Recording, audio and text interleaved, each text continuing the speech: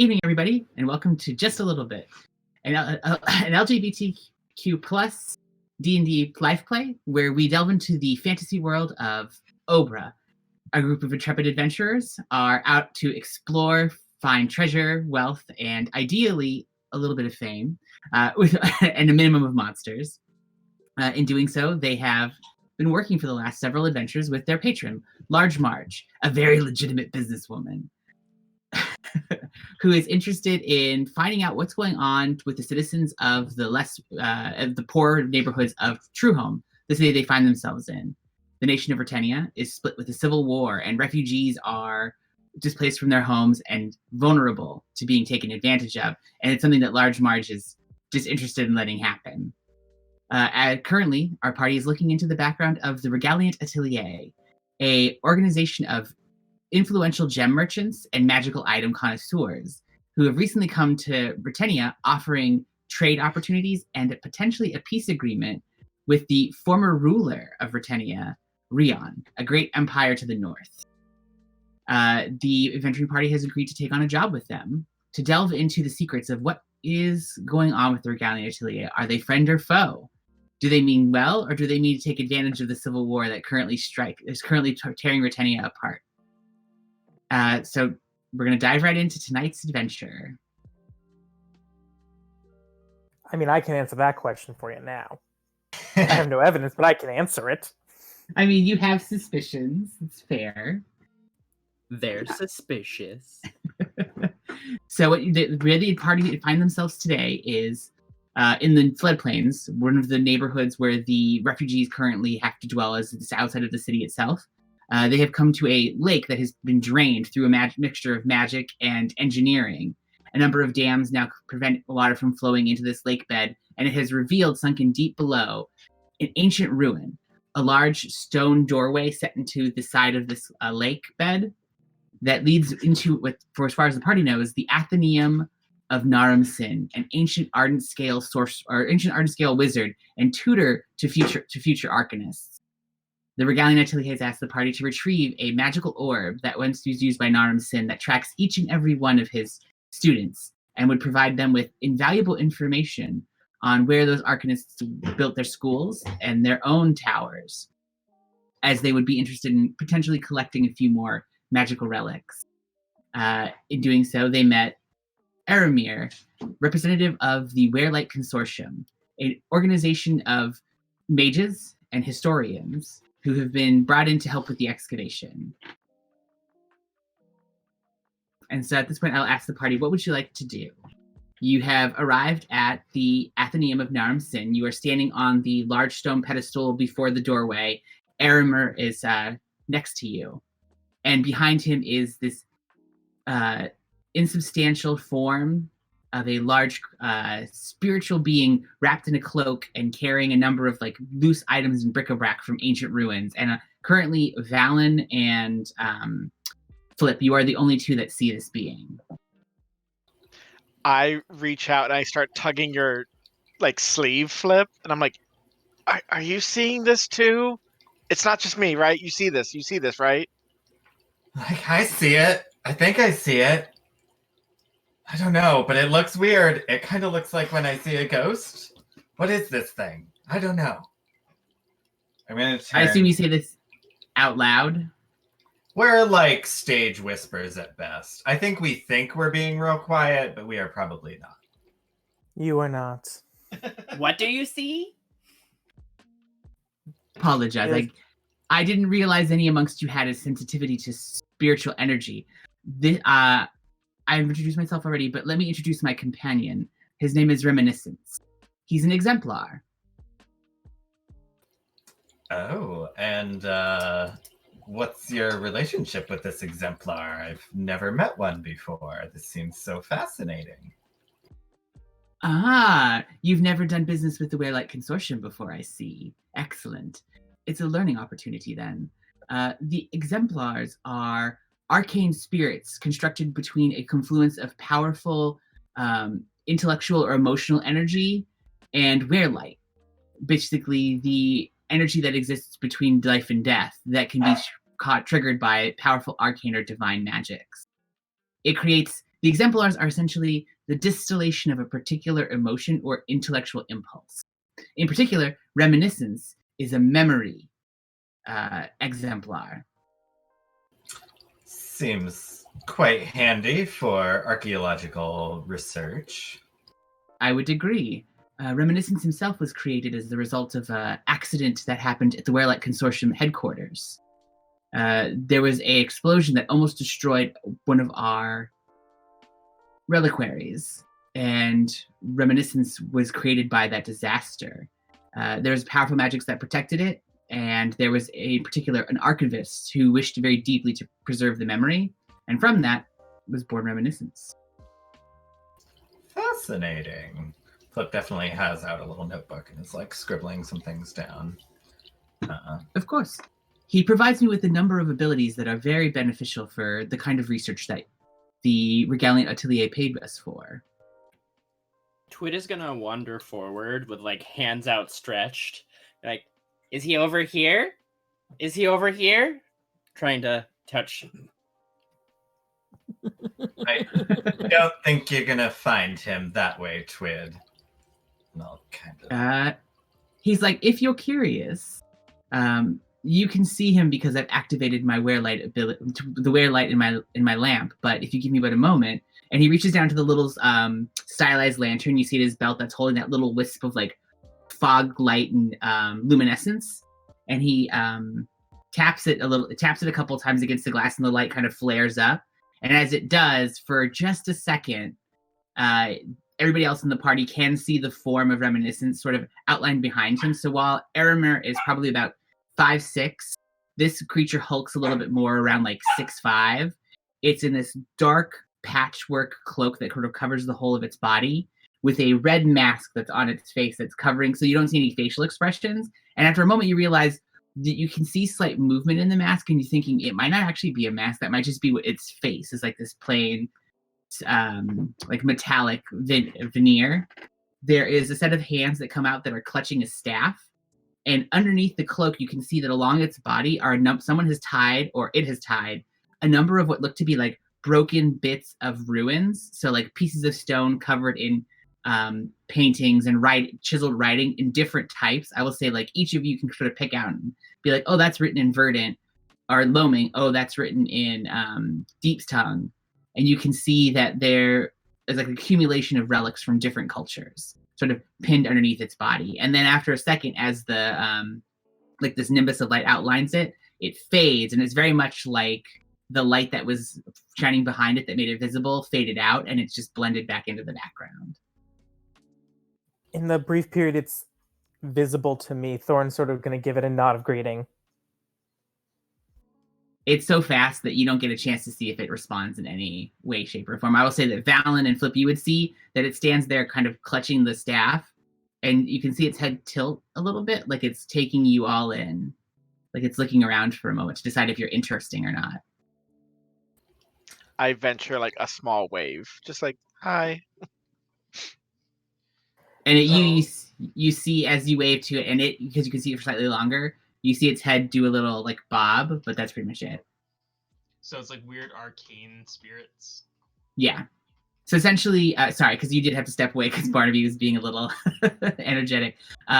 They're called exemplars, and they are essentially a powerful emotion or like intellectual impulse, curiosity, obsession, memory, things like that get trapped within the power of like the basically like the veil between life and death, and they become their own things.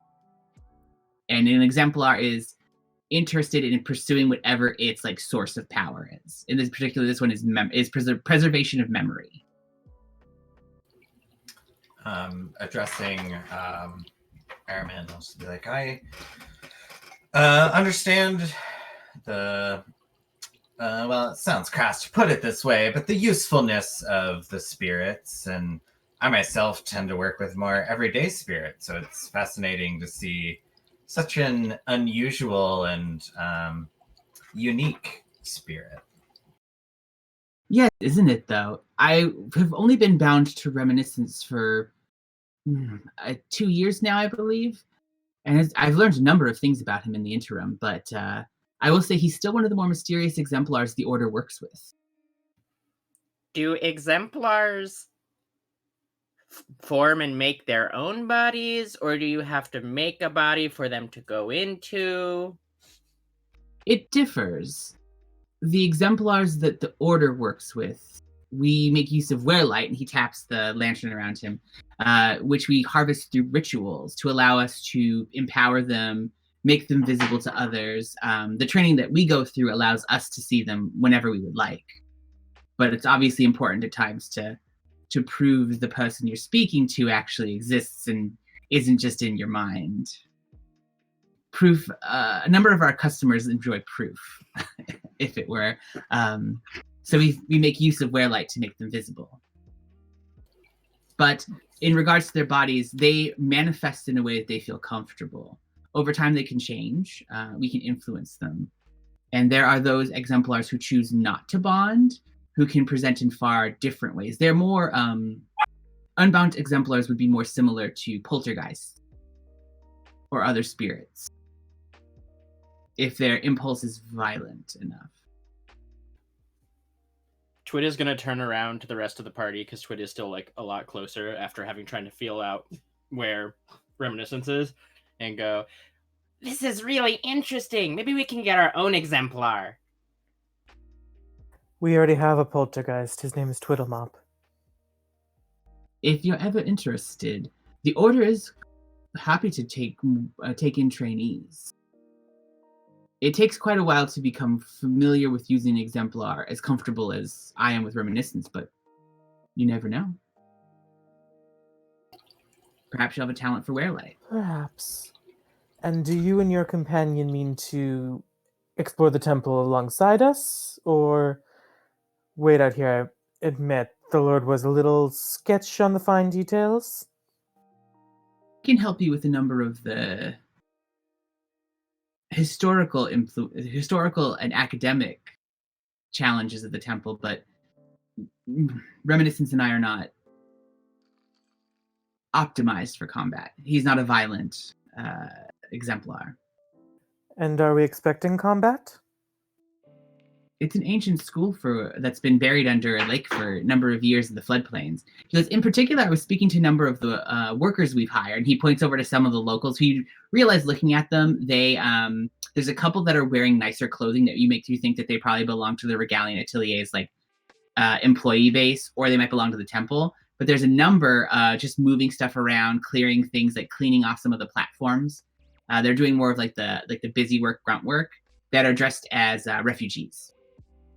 So clothes that at one point was probably nicer, but have started to fall apart, or have definitely seen way too much wear and tear over the years, or over the last few months in particular.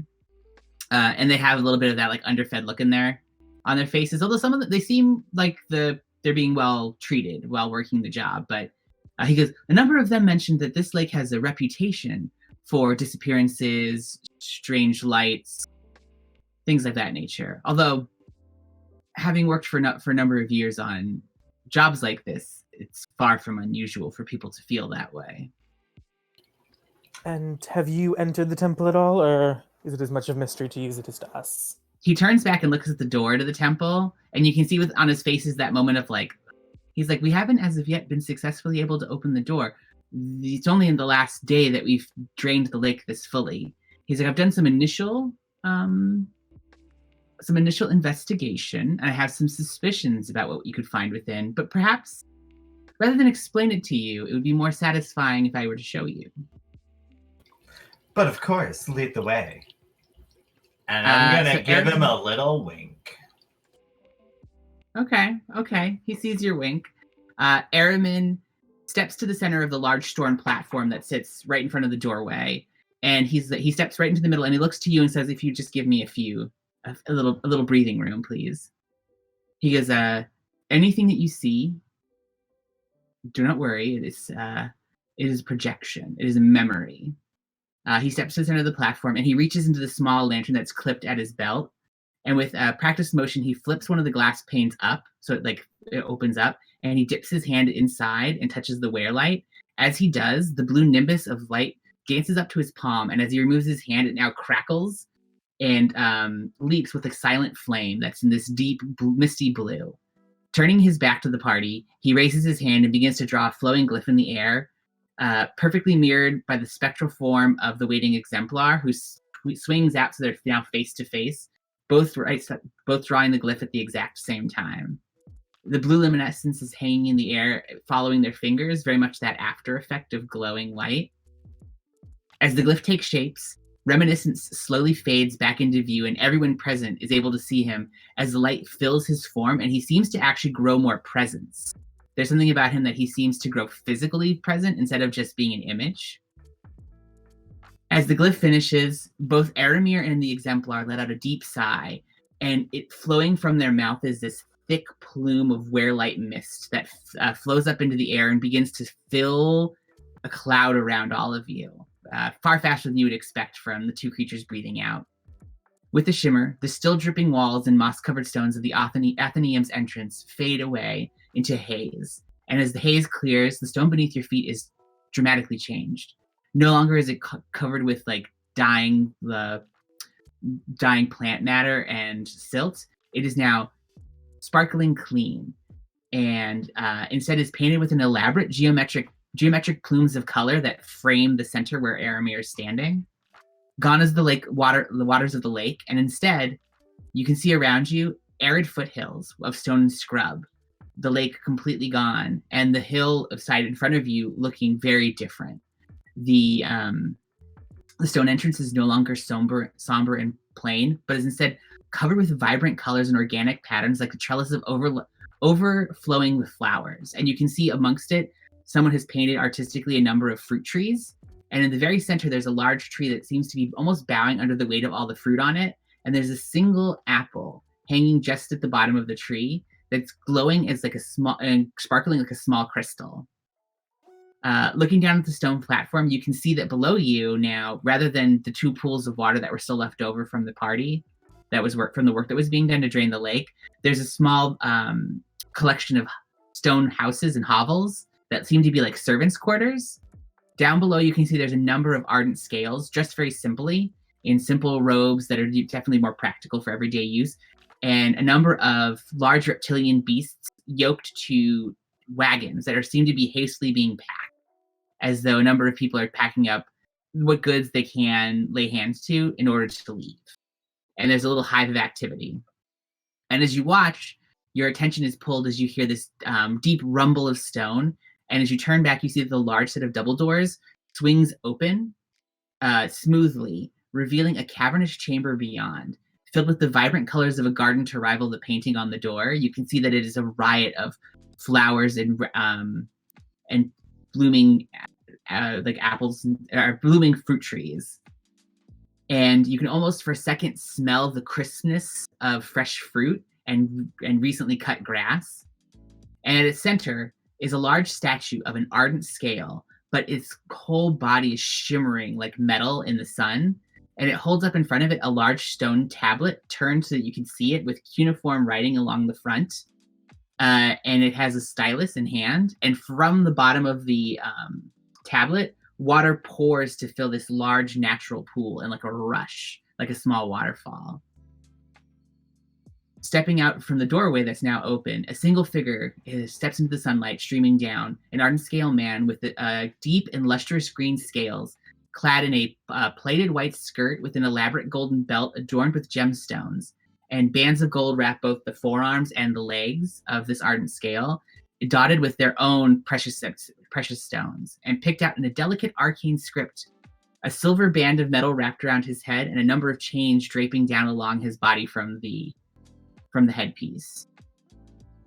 The figure turns to the doors as they sweep forward and raise a hand in a series of gestures, arcane gestures, before the doors seal themselves shut again. And with a pulse of red light, reaches up and plucks that crystal apple from the door. And as they do, you hear clunk, clunk, clunk, clunk of heavy stone sliding home, and you realize the doors have been sealed.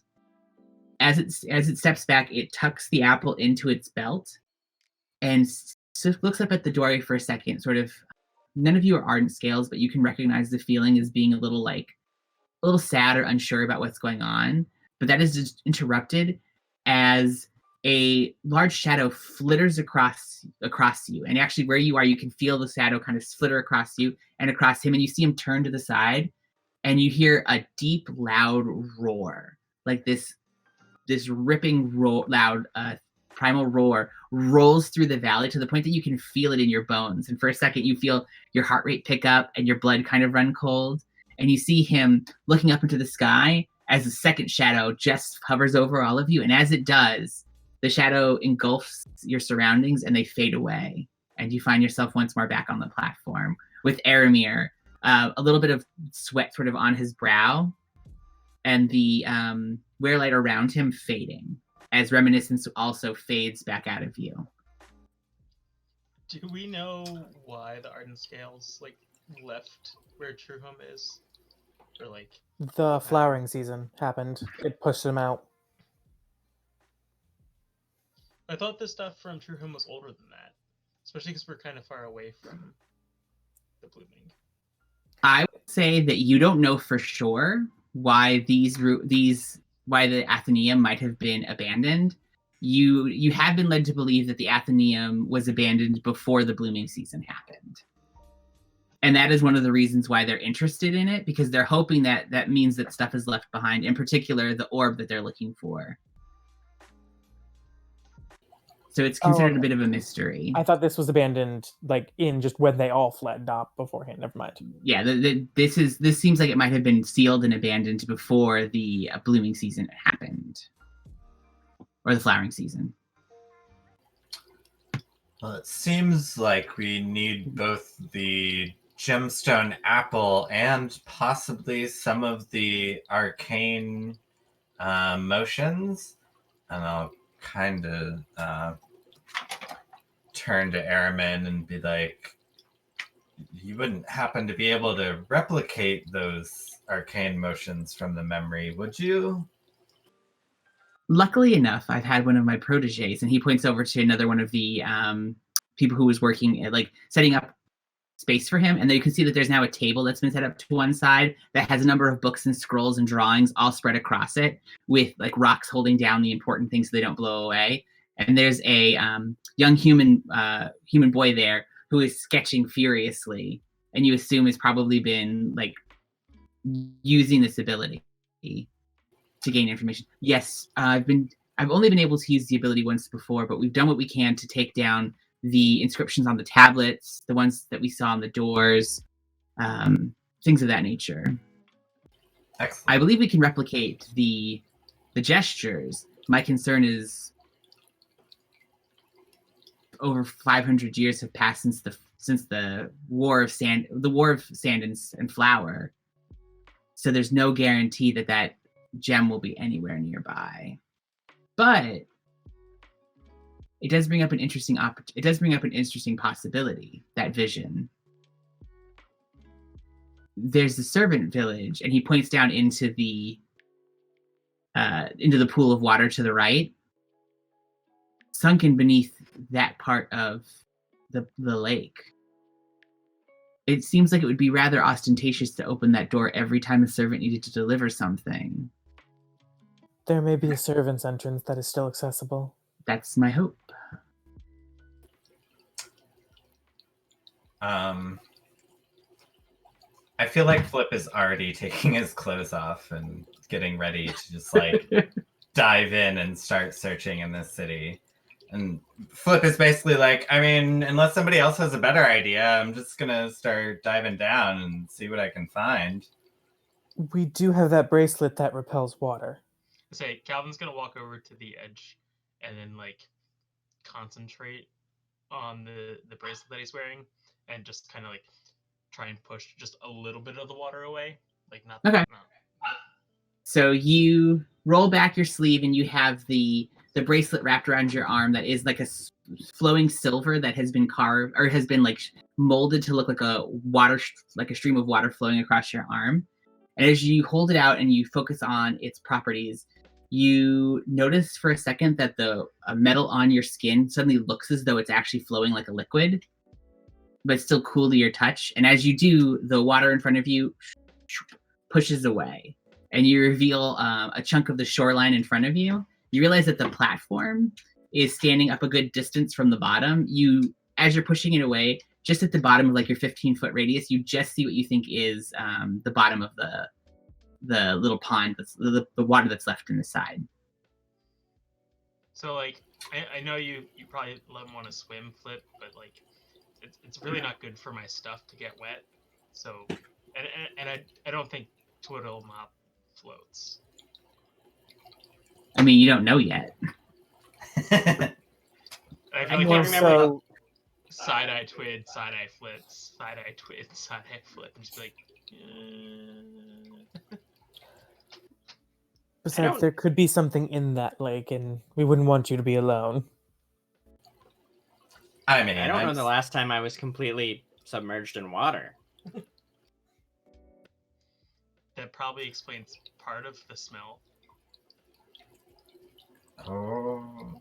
Ooh, shots Wow. fired. Shots fired. I polish every day.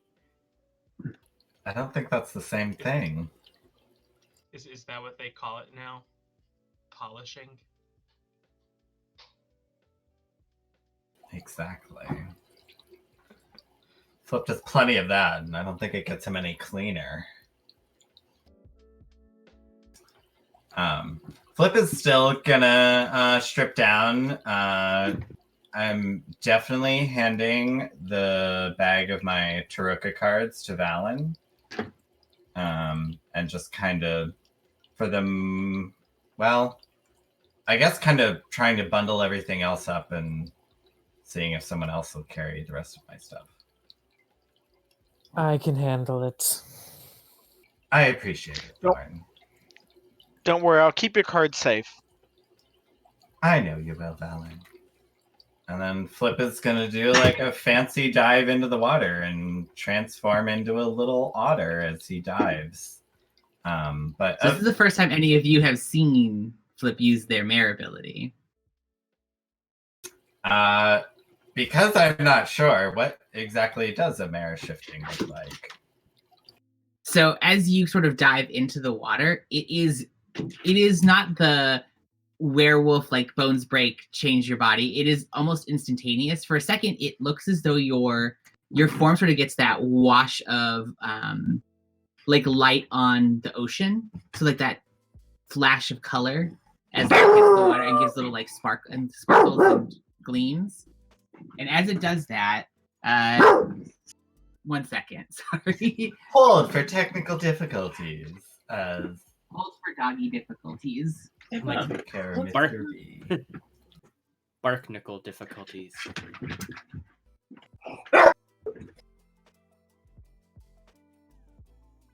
It's our tech manager. All right, so it's almost like I said, like it's sunlight on the water, and there's that sparkle and sheen. And when it's gone, all that's left is a otter.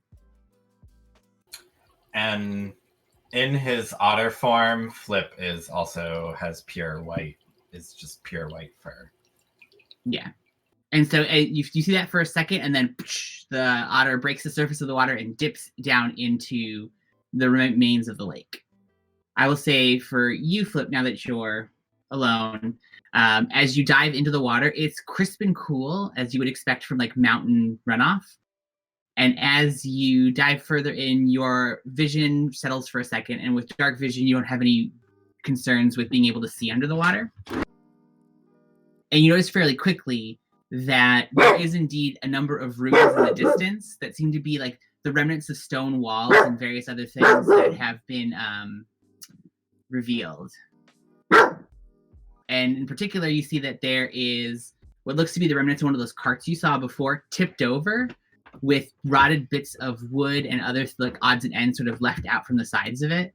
You get the feeling like this has probably been abandoned for a very long time. And you will notice that a lot of the walls seem to be broken, as though something has like smashed through them, or like the elements have torn them apart. Okay. I'm not gonna swim too far ahead of Calvin and the rest of the party. Because yes, they are right. We should probably all generally stick together. But I'll kind of do some like I'm definitely gonna like check out that initial cart that I can see closer and just like swim up to that. So you sort of swim up to it and you take a look around it, and it looks like at one point it was probably very well made, and it was probably like sealed against the weather and stuff. But 500 years is so long that it's just been too much. It's had too much effect on the quality of it, and it's definitely starting to fall apart and rot. There's nothing left inside that seems very like identifiable. You get to feeling like there's the loose shape of what might have one time been like furniture, but the fabric has long since like started to rot out. Anything that was like patterned on it has like faded completely and been eaten up by like mosses and stuff. So you don't find anything truly exciting. I will say though, give me if you're gonna look at it in close, give me an investigation check. Okay. Okay, let me roll. Oh, that's a dirty 20 on investigation. Okay, so at the dirty 20, as you roll forward, as you're looking at the insides of it, you sort of peek one of your you little otter hands sort of pulling some of the furniture aside and peeking around. You find that which like kind of shocks you is there's the skeletal remains of it, what you believe to be an ardent scale. It looks to have been like nestled inside of some of the furniture in that turned over cart. And what you notice is that it's the like full skeleton in the tattered remains of clothing, but the skull is just crushed. Like by force or like what is it, a weapon, or does it look like force? Can I tell, or just looks crushed? Give me a medicine check. Okay. You're a bard. You're decent at this, right? Sure. I have a +3. Aren't bards Yeah, decent at that's- everything? Another dirty 20.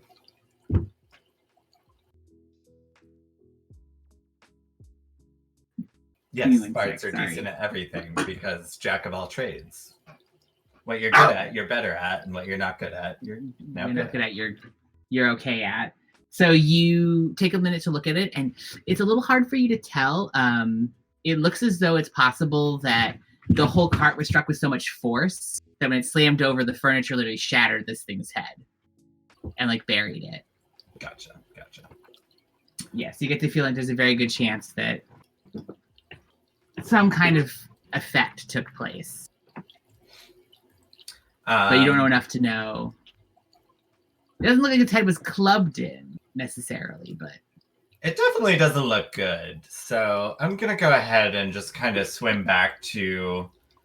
I assume Calvin has like just a bubble of air around him.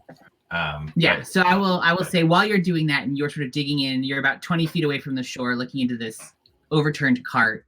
Calvin and the rest of the party, they have that very like classic magical undersea moment where they jump into the lake itself and the water sort of rushes away from them and everything grows indistinct as the water is being pushed away and becomes like choppy. But as they land on the bottom of the lake and kind of land down, the water settles after a moment and they find themselves encompassed in this perfect sphere of water that only has like faint ripples as they move, but they're able to see out. And I'll say anyone with dark vision can see decently well. Anyone without dark vision, it's murky. It's that like I'm looking underwater, so like everything is a little like tinged in different colors and like hard to see clearly. But you can see that the same ruins, and it's a little bit of that weird moment where as you're looking out, you just see bits of wall that were left over from those buildings sort of disappearing into the distance until eventually, even those of you with dark vision, you can't see any further. So you get the feeling like this is probably like a small, from your memory, it was a small settlement almost. But you're seeing a couple of like shattered houses and they sort of trail away from you towards the side of the lake where that would be a little bit like under the door that you entered.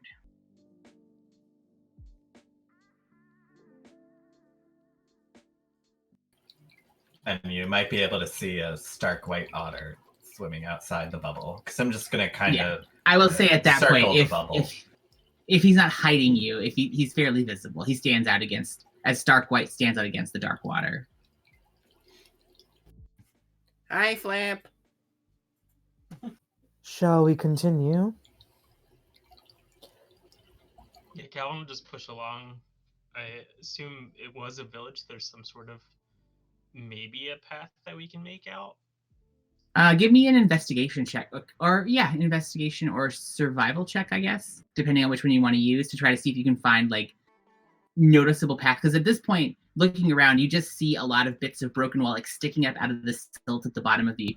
So you can't even necessarily tell like what makes up a building. You're just seeing bits of stonework. Got a 16 investigation check. Okay, 16 investigation check. You have experience with construction and some of the finer crafts, and you take a moment to like look at some of the stonework, and you get the feeling like you are fairly close to a street, and you get out to it, and it does start to lead you in a direction. You can see, I'll say Flip in particular can see just at the edge of your vision. There's a spot where it seems like a lot of the walls clear away, and there's like a stone platform that you can see just at the edge of your vision. And I will say, for those of you who are in Roll20 already, I'm going to be popping up a new map, and then, Babe, if you want to move us to the Roll20 version. Da, da, da. Dun, dun, dun. And you'll be slightly down and to the right from where it loads.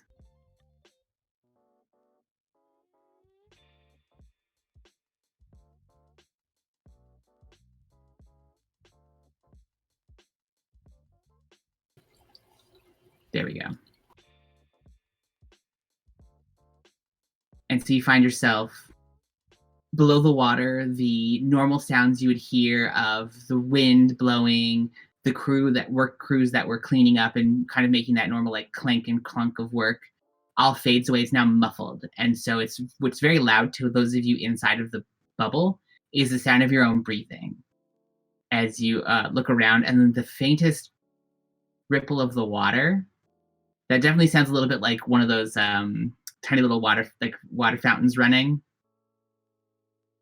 that you'd see like on someone's desk or something. It's just that faint ripple of water. It's a little soothing actually, but at the same time a little intimidating because you're watching things sort of sway and move in the lake, and you see the little otter swimming through things, but you don't hear any sound to go along with that. There's no rustle of leaves or sound of paddling.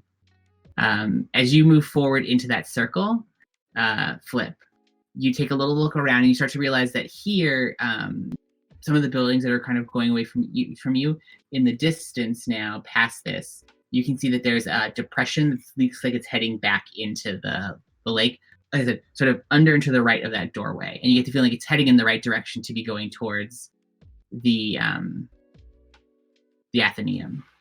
Right. And as you do that, you see for a quick second like a flutter of movement, and as you turn, sort of in that light of kind of cascading down from the surface, so it's all dappled with sunlight, you see an unusual figure appear. And I will Underwater. Oh. Underwater. Oh. Yes. So you see sort of stepping out from behind one of the walls with this long, thick black mane of hair, kind of floating just a little bit behind it in the water of the lake. A net cast around its body with that little shark's tooth, and its skin has this greenish tinge to it, and you're not sure if it's the light or if it's natural, but it has a sort of a horse's face, equine face, with these long claws, long hands that basically end in like this like claws, and then it's got this rippling abs and body, and it's wearing just below that like a very small like kind of tattered like skirt, essentially like a loincloth that's been tied around its waist, and you can see it's there sort of like peering around the wall at all of you, looking with interest, and it has the same large black eyes, like horse-like head, but the eyes slightly closer together, so it's looking a little more forward at you. And you see it's looking around with interest as all of you enter. I'll do the like initial like kind of pull back, and then like, oh, abs, and then like move forward a little bit, but still kind of staying like, you know, in the same outward range and just kind of swimming like back and forth a little bit to see if he's gonna like take any action towards us. Where is he on the map?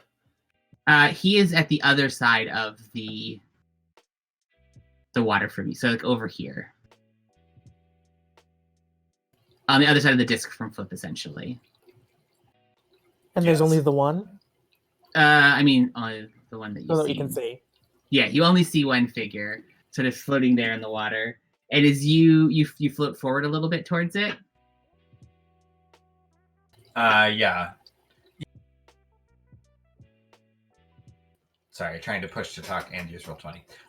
Yeah, I'll like swim back and forth and sensing no aggression, I'm gonna like start swimming a little bit closer to him.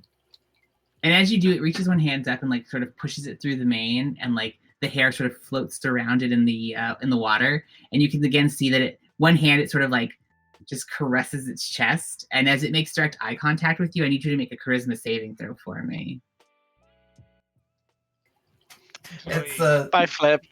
the circle that I put around Calvin.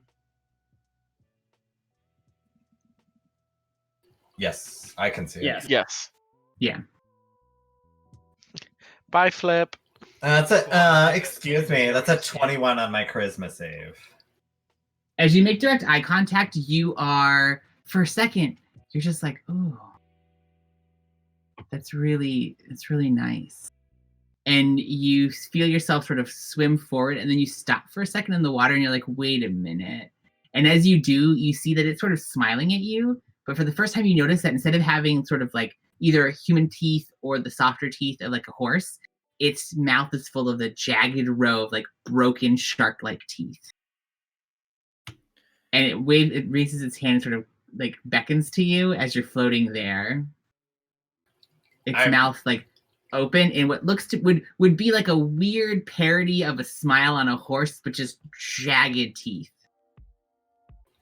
Yeah, no, I've lost all interest now. Also, you tried to mind control me. So I'm gonna like dart back and swim kind of above Calvin's bubble and do like very aggravated otter motions at the party. Just like... What is it, Flip? What is it? Little Timmy stuck in a well. As you do that, you see its nose flares in that like aggressive sneeze, and it looks directly at you, and its eyes get that like malevolent glint to them as it reaches down and pulls a sword, like a scimitar, from its belt, and starts to step towards you. At that point, I will put it on the map so everyone can see it. Thorn swords are out. Not that I think they're gonna do much. Twit is going to yell into that thing's mind, "You stop that!" And we'll hold with the DM.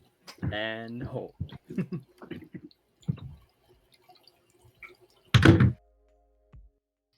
Also, Joey, was that a yes? That color works for you? Oh yeah, I can see it fine. Sorry, Okay, everybody. yeah, just want to make sure because it's all kind of samey color mappy. Yeah. So, and sorry. So you speak into its mind. And say, "You stop that! You stop that!" Yeah, but with Twit's regular voice, not the deeper one. It lowers its head and starts to charge towards the party. And I'll say at that point we can roll initiative.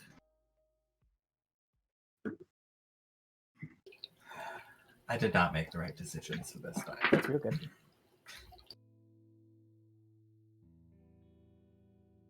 All right.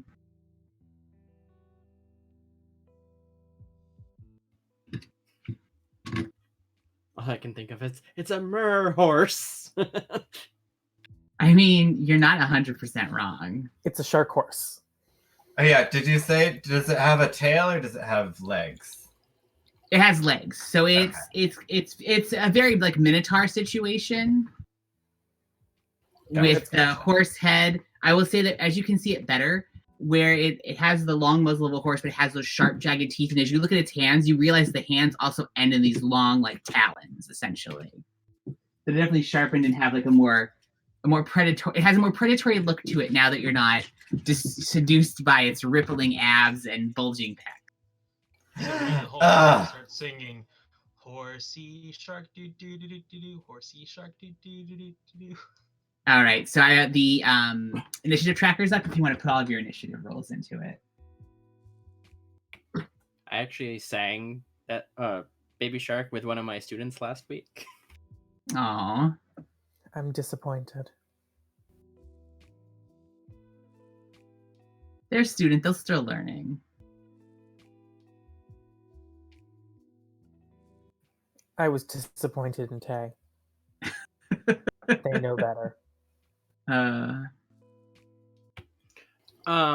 Evan, could I also get initiative for my friend? Oh, yes. Well, they would just share your initiative. Oh, okay. For ease sake, your friend would just share your initiative. Does Lucretia just get her own initiative now? I mean, Lucretia has been carrying this party. Gotta love that warlock damage. I mean, you know, do what you do. Everybody in? Yep. All right. So that means the Mer horse, as Twid calls it, is up first, and it will charge on. Though. Yeah. Charge on flip. Oh, okay. Yeah. I was gonna It's say gonna I'm make- probably like a little up too. You know what? Actually, from where it is, I need.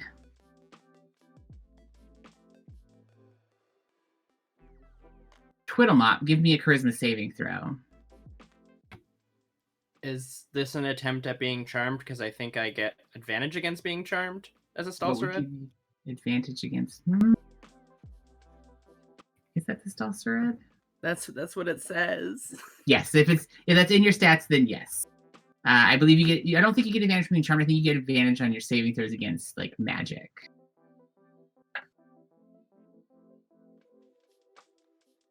Let's go back to the rules. It says it says you have advantage on saving throws against being charmed, and magic can't put you to sleep. Okay. Then yes, you would get advantage on this roll. The joy of homebrew. Sometimes you forget things. Oh, like how you forgot that Ashahai don't need to sleep? Ashahai absolutely have to sleep. Thought I would try. I appreciate you trying. Well, we should be very thankful that I got advantage because the first roll was a 9, but the second was a nat 20. Disappointing. It will swim forward towards you, Flip, and it's going to try to bite, and it's going to try to hit with the saber. Nah, okay. Oh, I should probably pull up Sea Otter stats. Don't worry about them. I know them. If it becomes relevant, I will tell you. See, that is a fine. It reaches out to snap at you with the bite, and as it does, its teeth slam shut just in front of you, and you just manage to like back paddle in the water enough that it doesn't hit you with its teeth. And then as it swings around with the scimitar, it gets a natural 1, so also fails to hit. You just sort of like distracted my mind. You perfectly flatten yourself and like do a little like cute barrel roll, and you spin like over the top of the sword as it swings by you. Seeing that, it sort of looks up at you with an intense like distrust. It kicks off at the bottom of the pool of the lake, kicking up a bunch of silt and dust, and pushes itself back a little bit more, using the rest of its movement. And you would get an attack of opportunity, but you basically get a little like otter claw. So roll a d20 and tell me what you get. That was an 8 on the die. Yeah, no, you slash out with your little claw, but it manages to push away too fast for you to get any traction on it. And you're realizing the one of the disadvantages of your otter form. Mm-hmm. Your options are slightly more limited. All right, so we're gonna move us down. So Thorn, you're up. So I'm assuming that anything ranged is going to have disadvantage through the water. Yep. And then, how's melee in the water gonna work? Like if I chose to go out of the bubble and fight him. All right. So you're gonna you want to you want to go out. I'm debating my options, and so I would like to know ahead of time, like, because I also don't know the rules for how long can I hold my breath. Okay. So breath you're pretty okay on unless you like take massive damage. So you can kind of like you have to make a Constitution saving throw. You lose your air essentially. It is minute plus. It's basically you have enough air for a fight. Yeah, you could For hold sure. your breath long enough for a fight. Essentially, you would know that since you don't have any weapons or training to have experience underwater, melee fighting underwater, you would get the same disadvantage. So, like, you are out of your element here. You have no experience. You're wearing metal armor on your body. So, like, with the advantage of that is that you're heavy enough that you could probably run on the bottom of the lake, but also, like, you know, that's a risk. Yeah, it's a choice. Yeah. Ooh.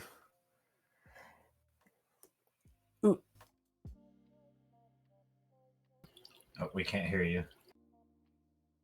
Oh, sorry, I was talking to myself.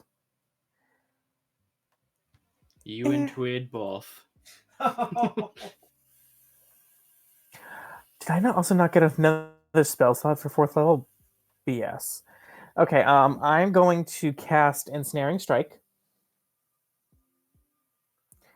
And I'm going to take a shot at him with my longbow. So you're gonna ensnaring strike, shot with your longbow. Give me that attack roll with disadvantage then. Both pretty decent. 18. 18 will hit. So you pull back your arrow, and as you do, you see for a second this like that same like stark blue light that is the magic that you cast scatters across the arrow, and little bits of ice and shards of ice start to grow along it as you release, and it hits the water, and you actually see that it leaves behind like little tiny bits of fragmented ice floating in the water behind it as it and hits right into the creature. And you see it thunk into those nice meaty pets. You don't hear the sound, you just have to imagine it. It needs to make a strength saving throw. Strength saving throw? Okay. I am really glad that I thought ahead of time to write down all of its saving throws. That is a 18. It makes the save. The spell has no effect, but it's going to take 8 points of longbow damage. 8 points of longbow damage. So Waste the spell piercing. for nothing. All right. Do I get So to keep you the spell? arrow fly, it hits into it. You see it look down, and you see that ice starts to form over its body at that point. But for a second, its skin sort of wobbles and moves, and the arrow like pops out and starts to float away before it freezes. And so there's just an arrow encased in like a lump of ice that just like starts to bob up to the surface. And he had like a Did I do the ice or did it jiggly do the chest. Yeah, it was a little bit like a Jello moment where like his form seemed to like wobble and the arrow like worked its way loose before it could freeze.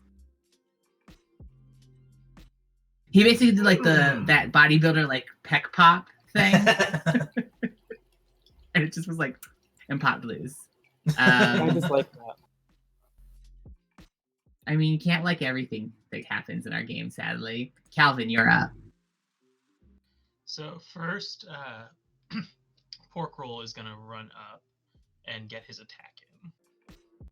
Oh, so Pork Roll is going to make the movement up to him? Yeah, he has a 40-foot movement speed. Does he have to pay extra for moving in the water? Yeah, it's difficult terrain, but you have enough anyways. Yeah, he can just get up then, even with Yeah. terrain.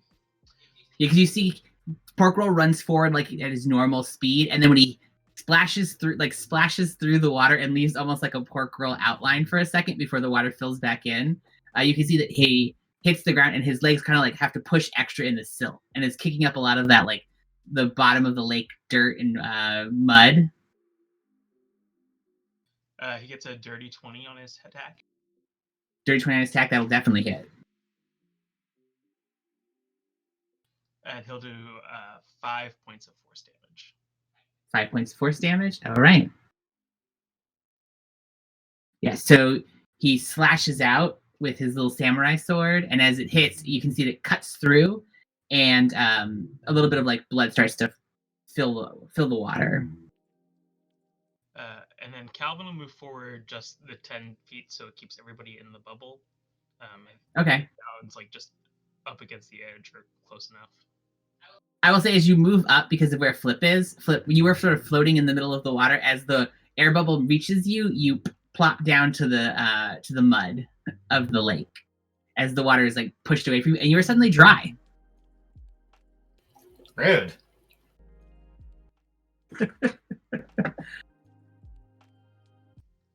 And then, is there anything else you're doing? Calvin is going to cast a new spell. Ooh, spicy. Cast magic missile at 2nd level. Okay. Magic missile. Oh, and for those of you watching, the party did level up off screen. They are now level 4. You can see their new traits with our D&D Beyond plugin if you want to take a peek at what they decided to do with their level 4.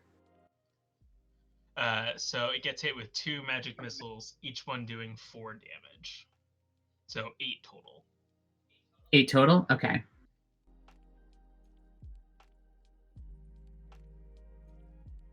I thought with Magic Missile you got 3 automatic.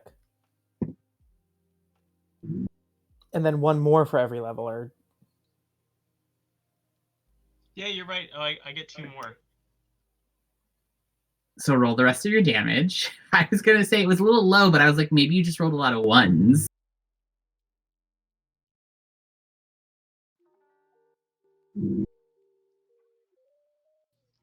That will be 2 more 4s, so 8 more 2 more damage. 4s.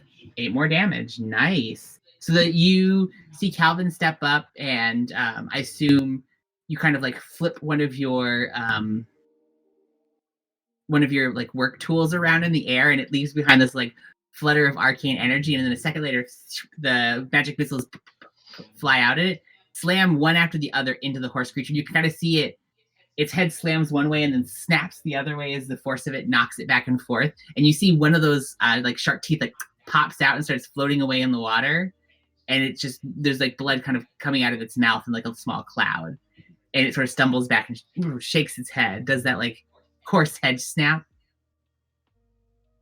and takes the damage. It's looking a little rough, looking like he's taking a little damage. Let's see. Next on the list is going to be Twid. Twid, you're up. What you got? Twid is going to first go, "Hi, Flip," and then are the token auras? Are these like actual walls? Yeah, the walls that you see on the map they're high enough that you could swim up above them, but that will take 5 feet of movement to like put yourself up.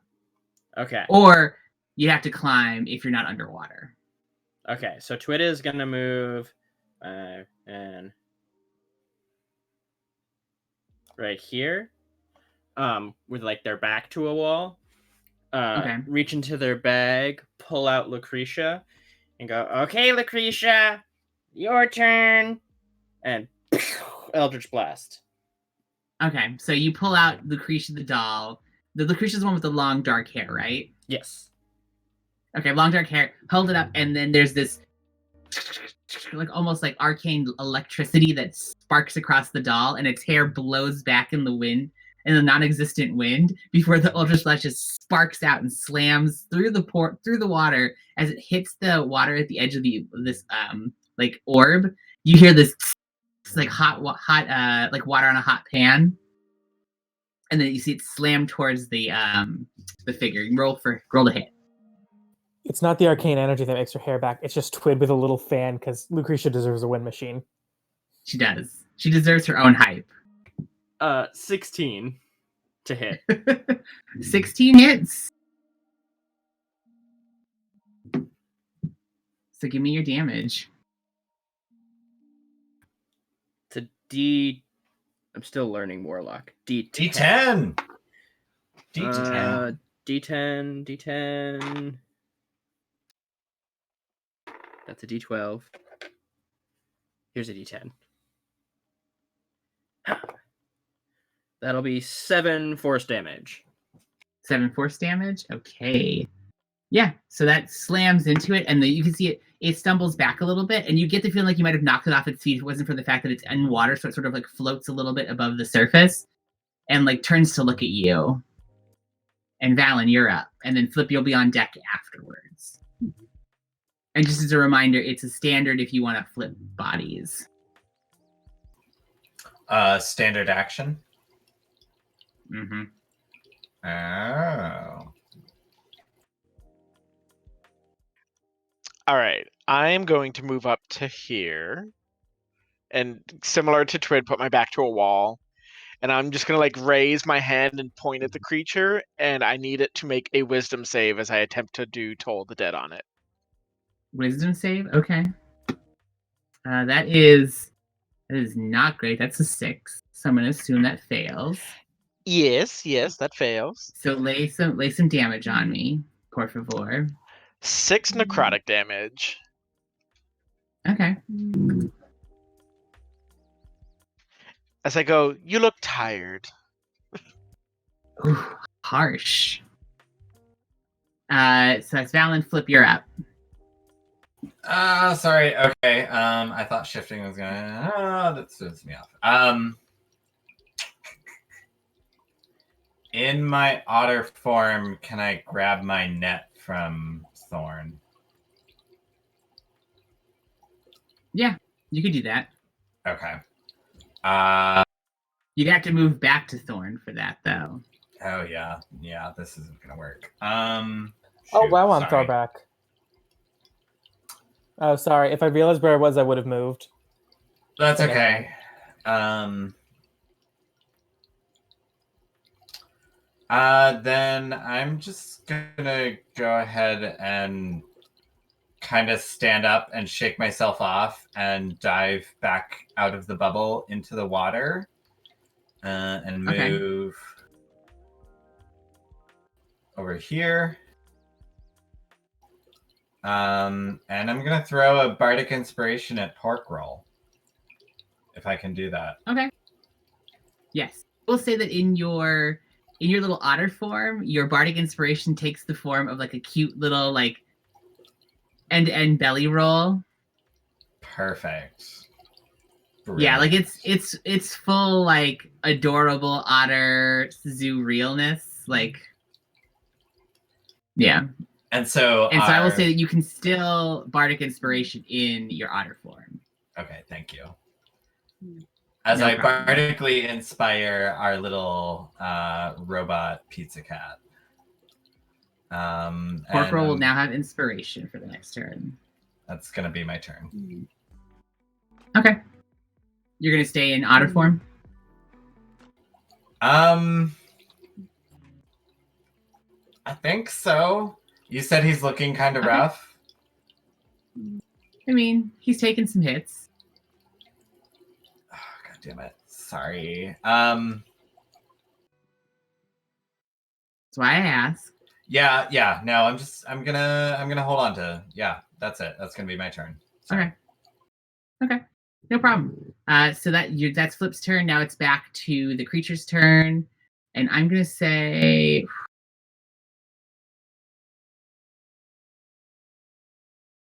Valen, why don't you give me a saving throw? But I don't wanna. Charisma.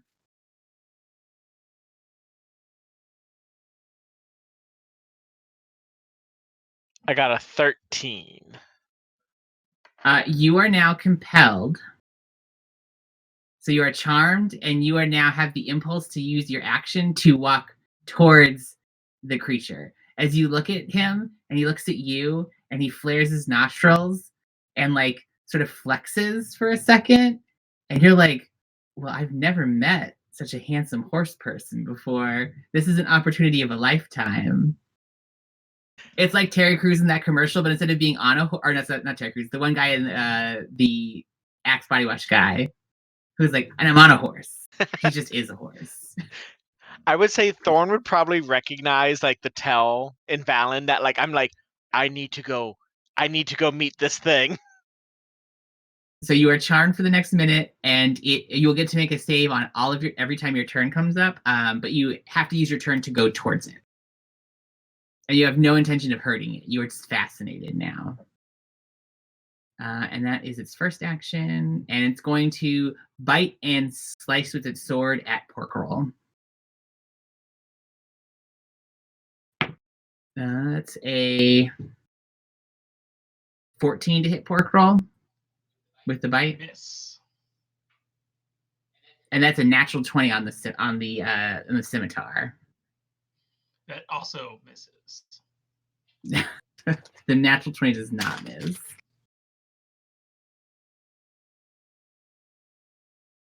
And let's see. That is 8 points of slashing damage.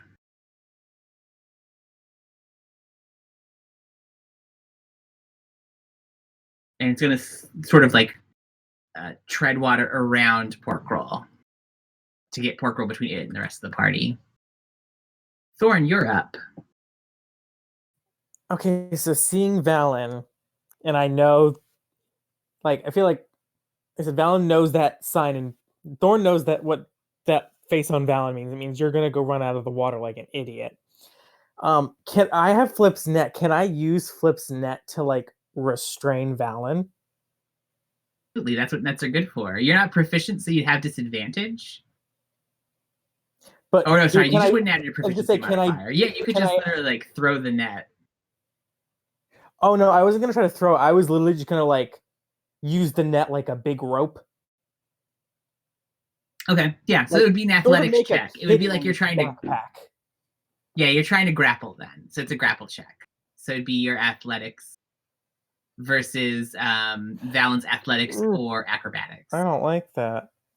And you have to move up. You'd have to move up to Valen, try to grapple them, and that would be like your action. Can I have advantage or like not or something because I'm so used to restraining Valen from running headfirst into something that's about to kill them? No. I thought I would try. In all of the years that you've been trying to convince Valen not to be tricksy, Valen has remained tricksy. Natural 20, so that's a 19. Yeah, so you see Thorn rush up, kind of cut across your vision, Calvin, and you have to like watch as Thorn cuts by, takes the net, tosses it around Valen, and like pulls it tight. And so Valen, you are now restrained by Thorn, and you have the net like in one hand, keeping a hold of Valen. Valen, don't you dare go in that water. Did you say I had to try to oppose it though? You will on your turn. Okay. Yeah. So that's how successful like Thorn was at throwing the net over you. On your turn, you can be like, I'm gonna get out of this. And you can slither your way out if possible. And then Oh, I'm Thorn's very gonna good at running away. Thorn's gonna give a death glare to that horse. That horse goes and gives you like a cocky wink. And then as you're watching it and making direct eye contact with it, you just see little floating letters that say, "See more on my OnlyFans." Float beneath it. Check the link. All right. You're an LA6 at best. Horse Top on 1%. Yeah, top 1% on OnlyFans. Top 1% on OnlyFay. I was just saying Only Farms. All right, so Calvin, it's your turn. Horsey fans. Porkroll's gonna do his attack first. That's a very different website. That is a 21 to hit. 21 will hit. And Porkroll will deal 4 points of force damage. All right. So that connects, and you kind of hear like a thump through the water of the sword hitting the creature, and you see it sort of like grunt against the pain. And then, what are you going to do with your turn, Calvin? I'm gonna move up to there, and pop the horse into the air bubble. Okay. So you move forward, and as you do, the horse sort of like thumps to the ground, and you can see its feet sort of like hit the ground. And as it does, though, you see all the water that was on it gets pushed away slowly. So like you can see little water, like little drops of water, like run across its chest, and its hair is suddenly now dry, and like Fabio just like shakes the hair out. So it's like long flowing black tresses now. Why does everything we do make this horse hotter? And for the fan service, Calvin is going to reach over his shoulder and pull out his newly crafted, never used gun, and go, "I am the boom boom gun." Yeah. And take my first shot with my fancy new pistol. With your new pistol, right? That Calvin just finished making. It was meant to be because it's a natural 20. Ooh. Yeah, so you pull your gun up and you say, I am the boom boom gun. And like with the loud crack, the gun fires. And you see that the bullets shoot from it and slam into the horse, and you hear it let out like that whinny of pain. Roll for damage. It takes 20 points of piercing damage. 20 points of guns are so good. Why did I let you make a gun? Oh my god. Why did I let you make a gun? Ow. Yeah, why did you let him make a gun? No, it's good storytelling. Choices. Just Trinity or Matrix style. Dodge this. Boom. All right, so that's Calvin's turn. Twiddlemop, you're up. Ooh, okay. So, what is it? Twit is going to 5, 10, 15, 25. Go right here. Because it was getting a little too close to the edge of the bubble over there. And Twit is going to turn to their shoulder and say, why don't you give me a little bit of help? And then a pop creature is going, for help. Does help break invisibility? It does not have to. You can choose to break invisibility. No, we're staying invisible. Okay.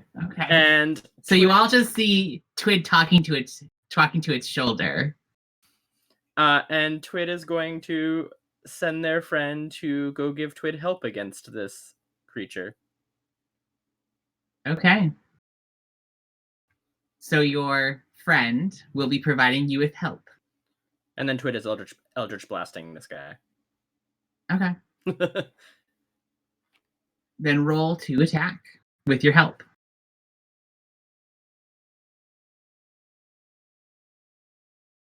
Dirty 20. Dirty 20? That definitely hits. 9 force damage. And I'll say, as you're watching, is you see Twid hold up Lucretia and fire off that same arc of arcane energy from the Eldritch Blast. Just before the blast hits, the creature looks like it's going to dive to the side. You see something snags its hair, and it gets like pulled back by its hair and stays in the line of the beam of the fire, and the Eldritch Blast hits it before the hair just like drops back down. And what was your damage total?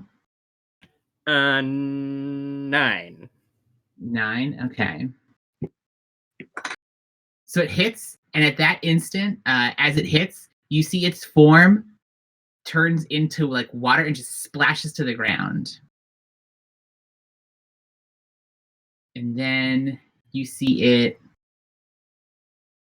reappear. I'll say most of, you pretty much all of you can see it. You see like a flash of light, and when you turn to look, all still beaten up and bloody, it's there, and you can see that the little like the little amulet that was wearing on its neck just disintegrates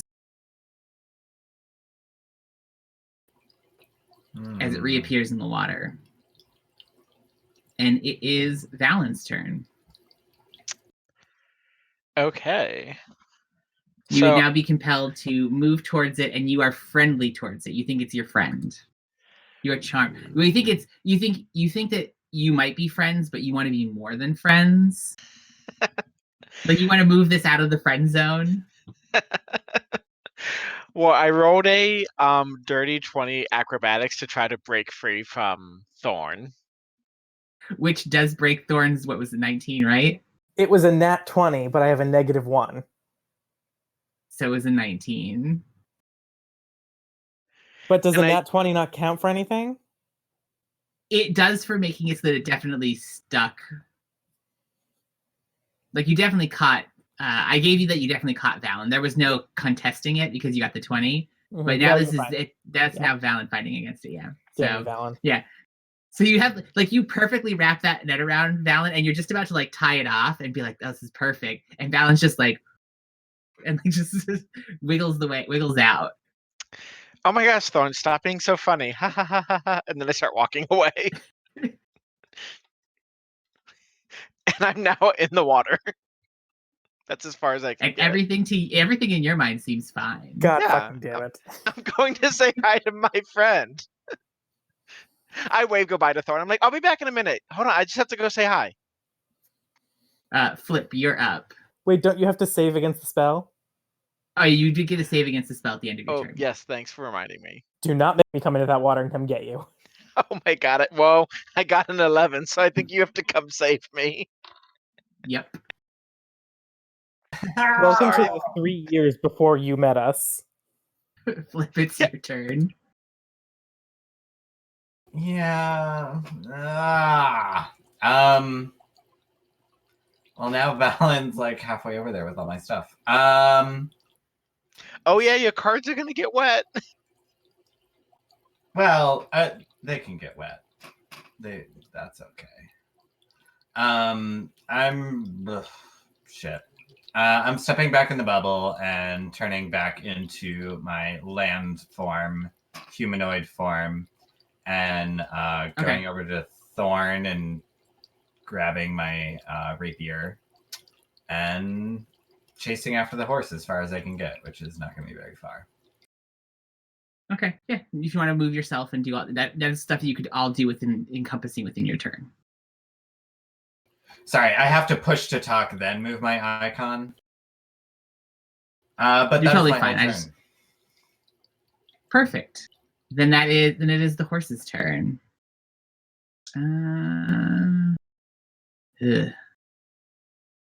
Choices are slim. Thorn, give me a charisma saving throw.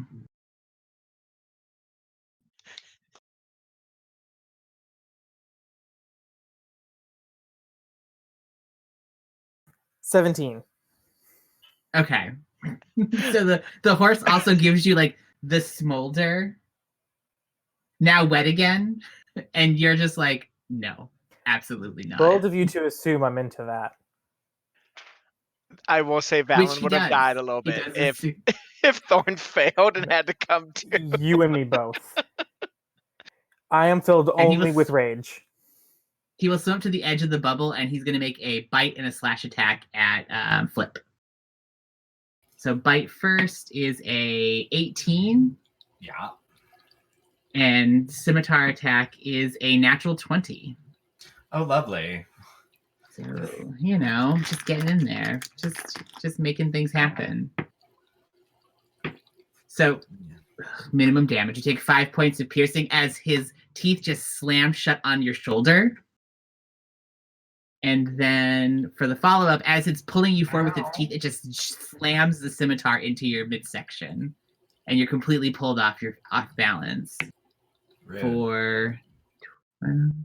for 15 points of slashing damage. As you see the scimitar kind of like slice through the side of Flip's stomach and comes out the other side, like a good couple inches. Yeah, it's Because bad. he's got a cup. Yeah. Not great. And he will end his turn. Thorn, you're up. So because he's at the edge of the bubble, if I were to go up to the other side of the bubble from him, would I still have disadvantage? Sorry, if you went where? Like if I No, went you'd to have there. advantage. Nope, you're still normal because at that point you are swinging through the air and your body is in the air, so you can still swing the way you would like, and your sword just cuts through the little bit of water. Okay, I'm going to stab him. Come on, something good. 18. 18 hits. Am I going to? Yes, I hate him. I'm going to smite.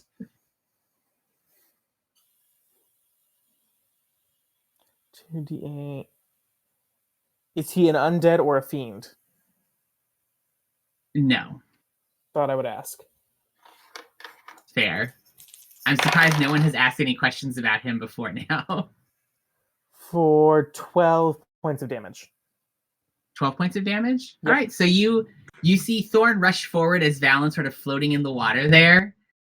This like mild look of like consternation and panic on their face, and just before they get there, they slice out with their sword, and as it hits, this same burst of like astringent blue light flashes outward, and as it clears, you see the creature has just this huge rent across its chest, and just pouring blood, and it looks at you for a second, and then just keels over with that like horse, like lame horse, like just goes down. And that is Thorn stabs it Get once more unconscious. just to be safe. And at that point, Valid, you wake up and suddenly go, what? What? Huh? Bloop. Yeah, exactly. Question mark bubble? I like swim forward and like throw myself Yeah. back into the circle. But then I'm The dry. good news is, as soon as you, I was gonna say, as soon as you do, you're completely dry. And I will say we've made it to 9 after that combat. So why don't we take a quick breather before we come back for the second part? Lovely. So everyone who's watching, if you don't mind, we're just going to take about 5 minutes to stretch our legs, go to the bathroom, the usual business. If you've been enjoying the stream, we definitely welcome you to follow us, and that way you'll be updated when we go live for future scheduling. And you can also learn more about the world of Obra in our Twitter, which is just down in our About section. And we'll see you again in 5 minutes. Thanks so much.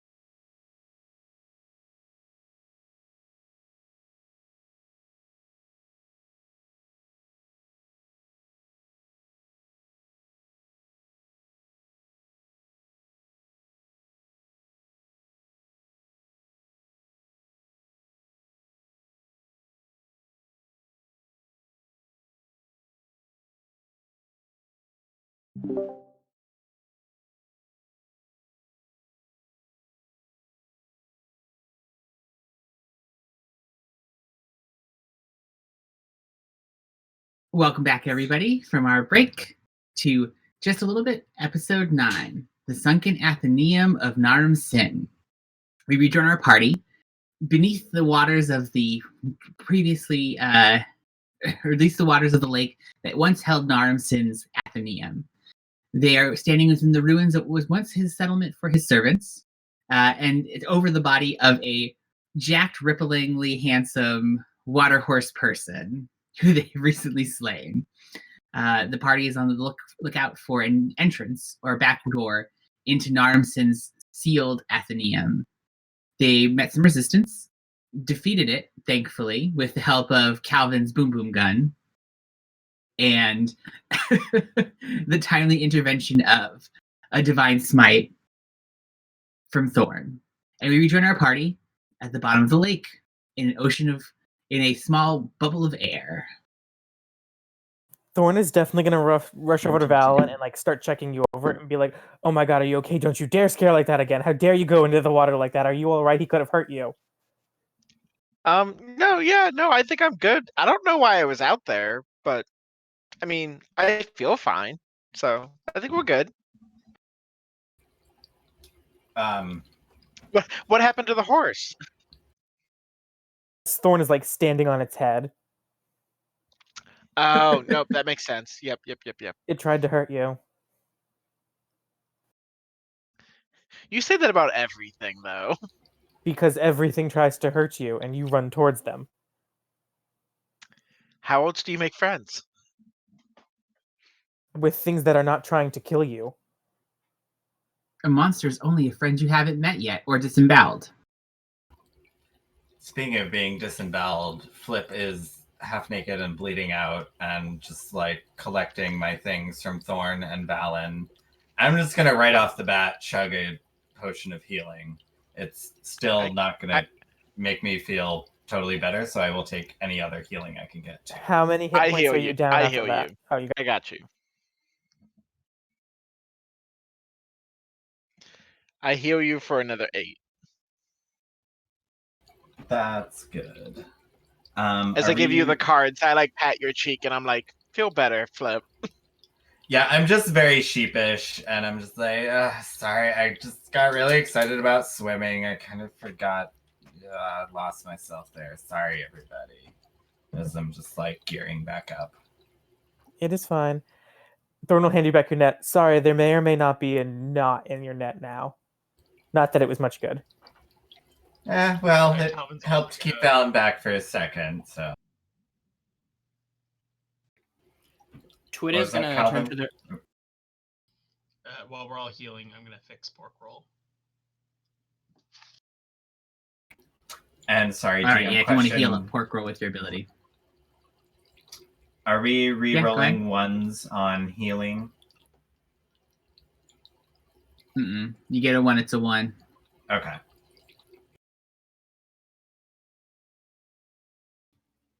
Twit is gonna turn to their shoulder and say, "Nice job, buddy." Twiddlemop, who are you talking to? Oh, my new friend. You haven't met them yet. Do you want to show yourself? And at that point, it'll turn off its invisibility. And you will see a little winged creature that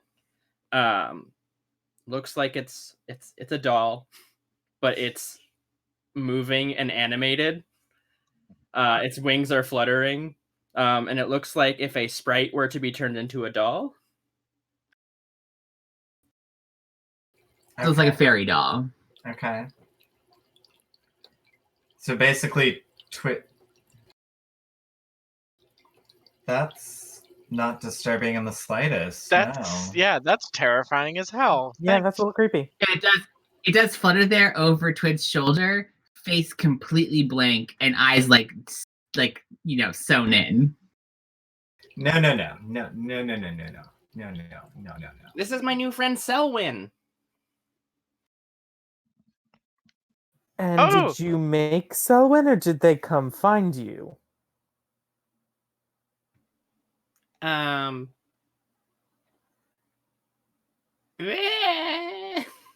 A little bit of both, maybe?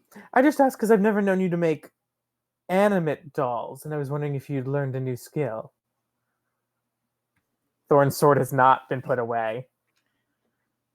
I think Selwyn was more of a friend gift.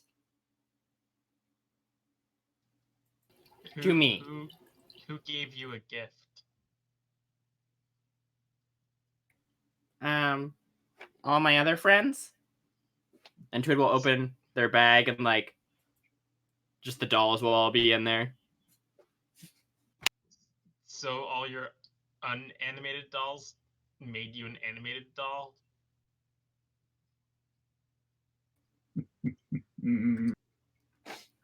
I mean, delicious. yes, no, maybe, I don't know.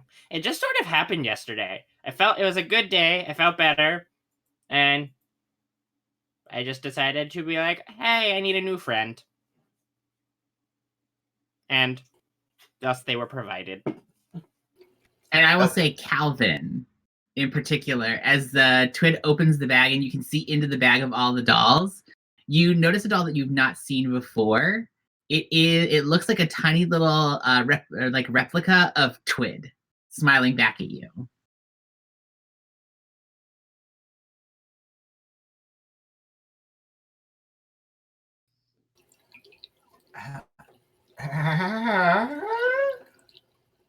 And Calvin's the only person that sees this.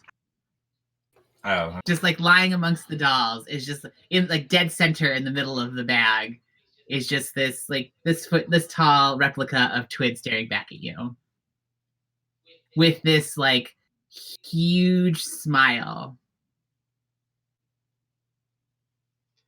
I'm gonna message the Twid doll. Okay. What are you messaging? And I'm just gonna say, like, are you Twid?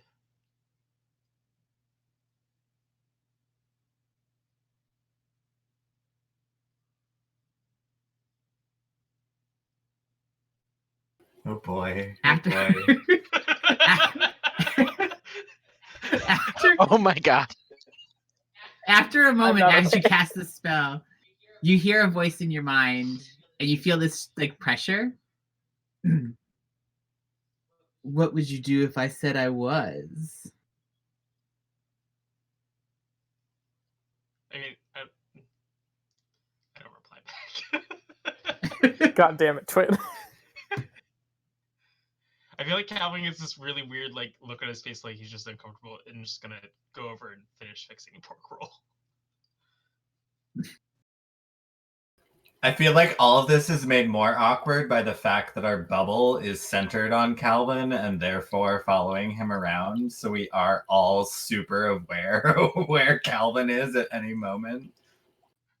Oh, I'm sure it's really awkward because Calvin's like doesn't want to get within like a foot of anybody at any given time. So like you try to stay in close to avoid the edge of the water, which makes Calvin move farther that way again.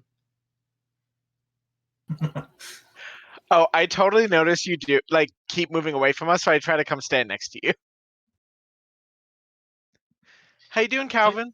It's that weird psychological dominance thing. You're supposed to like step 6 inches closer when you're having a conversation with somebody and just watch them keep backing up. Calvin doesn't even realize he just keeps scooching away farther and farther. It's just a small circle. Yeah. All right, so healed, everything else has happened. What would you like to do now? Loot the body. So you examine his body. He's not wearing very much, so it doesn't have a lot of places to look.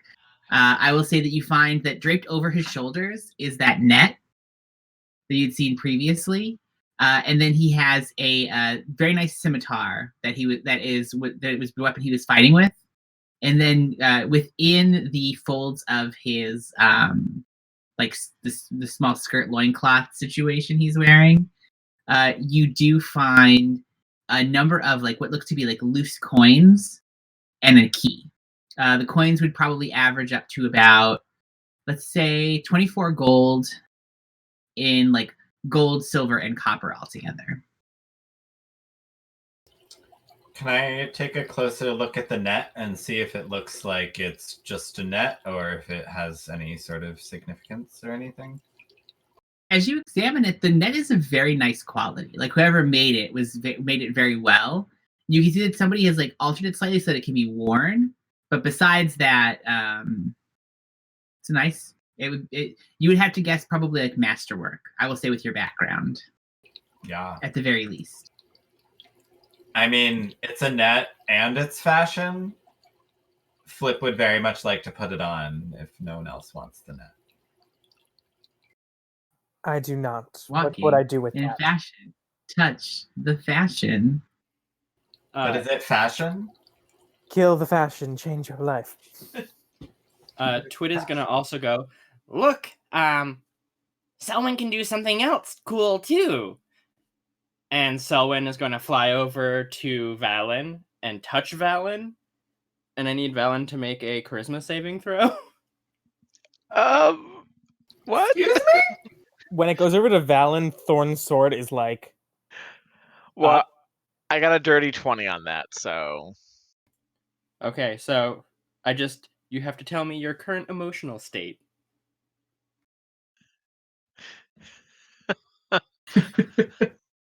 How do you feel while you're being violated by this weird doll?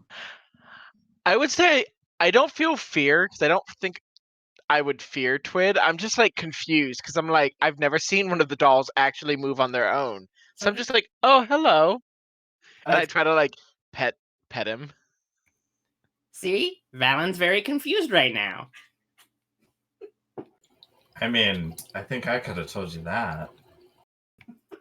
Wait, so did Valen just say I'm confused out loud? Or did Twid just say that with, like, seemingly no? Seemingly no. Twid, how did you know that? Did the doll read Valen's mind? Selwyn told me.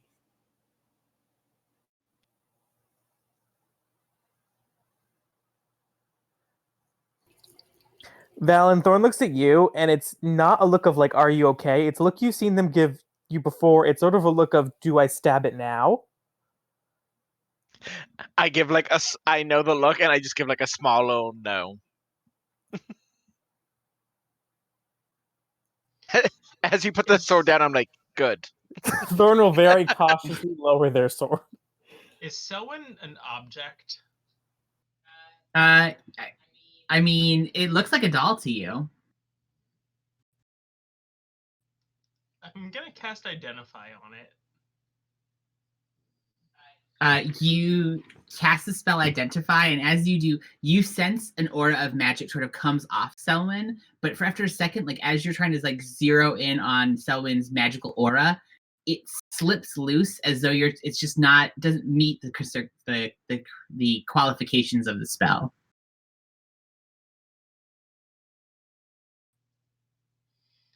Galvin's gonna message Twid and mimic Twid's creepy demonic voice that Twid does when they're trying to be all creepy, and just go, "I'm on to you."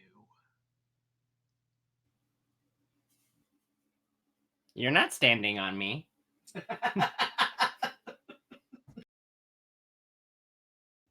And Selwyn can also do this. And Twid will snap, and Selwyn will go invisible again. I don't know if that's better. Aren't we supposed to be looking for like a key or a way in or a tunnel or a... I don't know who was looking. Was it Flip who has the key? We have not found any sort of key yet. There was a key in his There was a loincloth. key inside of the loincloth, but I it's don't like a wanna know normal, where like, he was heavy keeping that metal. key. Like, it's a heavy metal key, so it doesn't look like the quartz crystal that you saw before. I mean, the servant's door might not be locked with a quartz apple. I mean, that makes sense. Just letting you know. Just letting you know, it's a distinct entity. if he was carrying this key around, it probably is useful somehow. So I guess now we start looking for a keyhole. From Flip, did you see anything that might be a direction of the school or a door? I didn't really get far enough ahead. I didn't think it was wise to keep swimming on my own too far. So I think we just need to go in deeper together. All right. So would you like to go deeper towards the like the opening you see in the lakes, the lake bed? Yes, we Yes. want to push deeper into the opening. Deeper into the opening. Would you also like to go harder? And better and faster and stronger. No. Not faster yet. All right, so you continue to head along the floor of this lake bed, and you do get, it's enjoyable. You get that moment of like watching the like lake vegetation sort of floating in the pond, and the light, like I said, is dappled down, so you get that effect of like the light kind of cascading across the floor. Like you said, there's bits of wall here and there, and you kind of pass through it, and it's this weird, quiet moment after the fight that you were in. All of you, I assume, are being a little more vigilant. You're sort of keeping your eyes out for any other hunky horse people that show up, but nothing seems to bother you. It takes you about 20 minutes to cut across through these buildings into the now the kind of like the shadow of the lake bed. The opening is this large like cleft in the rock, and as you step into it, you're sort of cast in shadow as the sunlight from above gets cut off. But you can see that it narrows and lowers a little bit and becomes this nicely like carved entrance that leads back into the stone. And as you pass through it, you can see that the walls still have the remnants of what looked to have been at one point painted, very similarly to the doorway that you saw in your vision, with like these bright colors that have over time, the water and the years have robbed it of their vibrancy. They're now dull and muted, but you can see here or there, I will say, like one of you reaches up and sort of wipes off some of the like loose moss and dirt, and there are ardent scale figures underneath, cloaked in these robes, holding staves that spark with different kinds of energy as you walk through, and they seem to be almost like creating a like gallery of arcane figures of ardent scales heading deeper in. What would Twid need to roll to learn stuff about these paintings? Also, also knowing that they're proficient in painter supplies. Oh, so you're trying to learn about like what the paintings are, and here's what you're saying. Yes. I will say just give me an intelligence check with advantage because of your proficiency with painter's tools. And I'm basing this off of Xanthar's guide has an extra bonus things that people get for having tools proficiencies. It's really cool. If you're running a game, you should definitely take a look at it.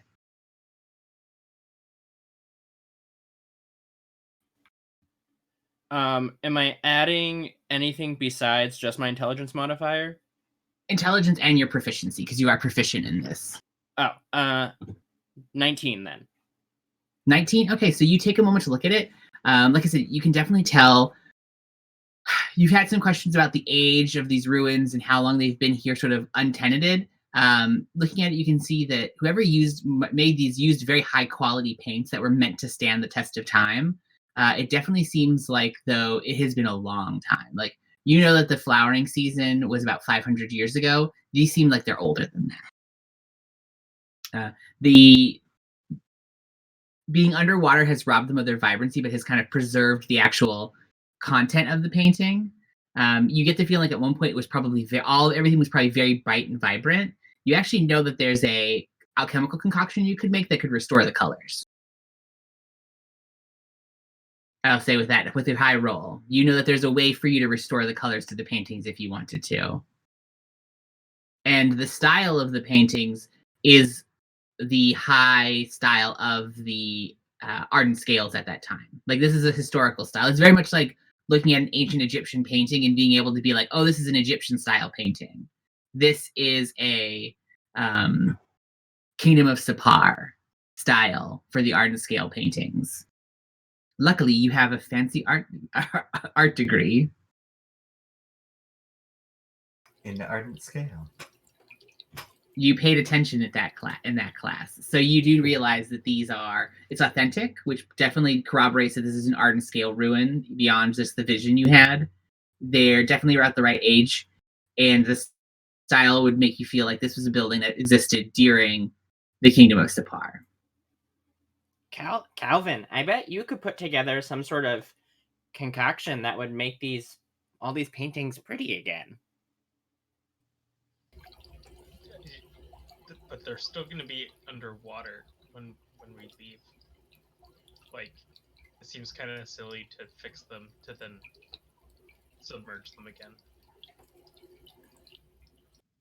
It doesn't seem practical.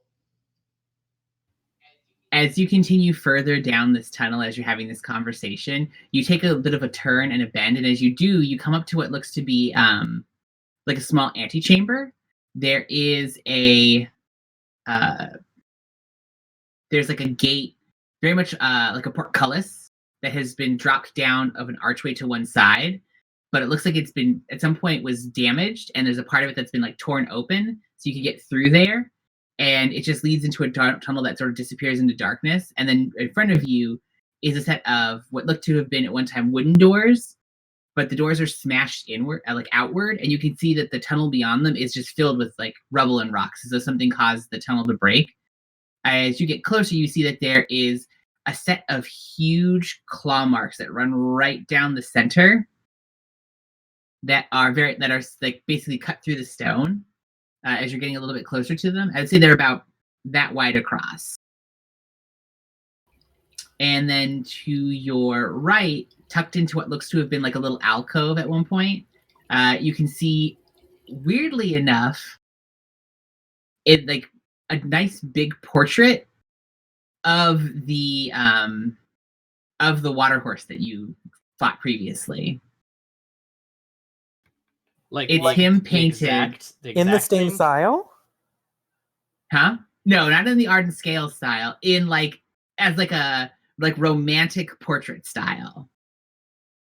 So there's these very beautifully drawn artistic representations of the moss and kelp sort of in the lake, kelp, the lake grasses and stuff like that, framing his body, and he's got that net draped on him, and that's it. But the net is strategically placed in such a way as to cover up, all the business. And he's sort of giving you this sultry look, but it's in a very heavily embellished romantic style in this thick gilt frame, and it's sort of stuck inside the alcove. Below it, you can see that there are a number of vibrant, bright colored fabrics that have been turned into a bed. And just beyond that, there is a small pile of bones. Does anyone else? Somebody was full of themselves. Is it an Arcana check to figure out what he was? Yeah, if you want to give me an Arcana check or a Nature check, I'll say either one would allow you to figure out what it was. And yes, Twiddlemop, this is very odd. You mean it's got to be odd when Twiddlemop takes the social cues to realize it's weird. Valen got a nat 20 on Nature. Okay. So you take a moment to think about it, and 9. Never mind. Go ahead. 9. Yeah, 9's not going to give you very much. With the 20 though, you think about it for a moment. This is indeed a water horse. That is the appropriate name for them. They're a type of shapeshifter and fae. The water horses often cross to the mortal realm via water bridges. They're horse-headed humanoids in its natural form, but they can appear as a fetching, attractive humanoid or as a beautiful riding horse. They are not mindless killers, but they are known for being human flesh eaters. They're particularly fond of eating humans, or they'll eat most any sentient species for the most part. They live on the shore of seas and lakes, and they often pose as fishermen or others who make their craft off the land, lure people in with their beauty, and then kill and eat them. and they almost always maintain a secret layer beneath the surface. And you would know that their signature thing is that the fact that they have a charming gaze. Those who make direct eye contact with them have to resist the urge to be charmed and held under their sway, and that's how they lure you into the water and drown you. I feel like as I look around and I think about like what I saw, and then I look at the painting, and I look at the bed, I'm like, it all kind of clicks together for me, and I'm like, oh, he was a water horse. That makes so much more sense now. Flip, do you have a painting like this above your bed? Drag her. No, but as you say that, you notice Flip is like looking at the painting and trying to like arrange the net how it is in the painting. And when you say something, like kind of stops and like drops his hands. It's like, no. It is weirdly both sensual and tasteful. But there's just, like I said, this large gilt thing, and then what looks to be like a nest or like bed made of these vibrant, rich textiles that are still like fully vibrant and full of color. And then, like I said, there's that pile of bones to the other side. Well, that would explain the disappearances around the lake. Hopefully, he was the only one. I We're mean, he's just gonna the only one in examine the the- painting. Twit is going to examine the textiles. Ooh, so I will say give me an advantage to look at the textiles.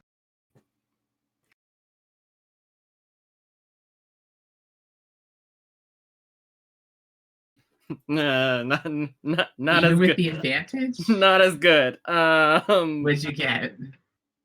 What stat did you want me to use? Intelligence again? Intelligence again, yeah. I got a 9. 9. So you see Twid kind of like hustle over to the little pile of fabrics and like shake them out. And as you do, they are dry thanks to the virtue of Calvin's bracelet. But as you shake them loose, you immediately see that the patterns are traditional art scale patterns.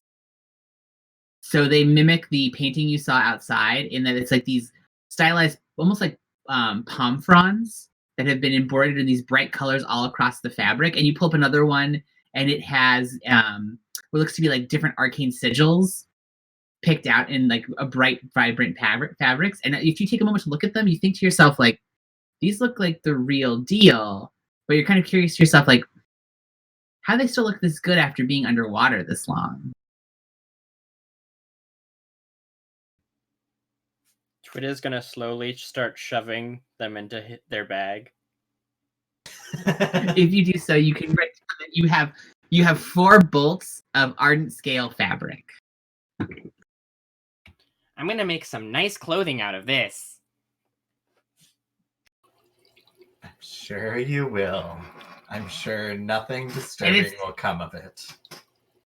As you're watching Twid put them into their bag, they are definitely those kinds of like patterns where like those patterns don't belong together in any way, shape, or form. It's like, here's a tartan, and then here is like a polka dot. So, you know, stay tuned to find out what Twid makes with it. And anything else? Anyone else doing anything while we're... Thorn is going to look around his nest and see if they can find a keyhole. Are you investigating? Yep. Okay, yeah, give me an investigation check. Should probably roll that with an extra D4 as Flip uses his ghost otter to give you guidance. And is anyone else going to search? Because if anyone else is searching, we can give somebody who's searching advantage. Thorn, And that one person will roll. Would you like me to investigate? Yes. You should do it. All right, so Calvin, you have guidance and you can do it with advantage because you're getting help. As like the whole group, as like the party spreads out and starts like casing the joint. Let's split up and search, gang. The group effort. Nothing brings a family together quite like looting. So with advantage, that's a 26. With 26? Yeah, so wow, that's not bad at all. You see Twid, they're pulling out all of the textiles. As you do, and Twid sort of like pushing the last one in, you see a a small jewelry box sort of like clunks down from where it was in the folds, and you pick that up. And it is a small, you guess it looks like to be made of coral box. As you pop it open, you see inside there's a loose assortment of like a couple of rings, necklaces. None of them look terribly like individually expensive. There's no big rocks or diamonds or anything like that in them, but it looks like nice like odds and ends of like jewelry, like gifts. And then let me see, I got some other stuff in here. Give me one sec, just pulling up a quick list.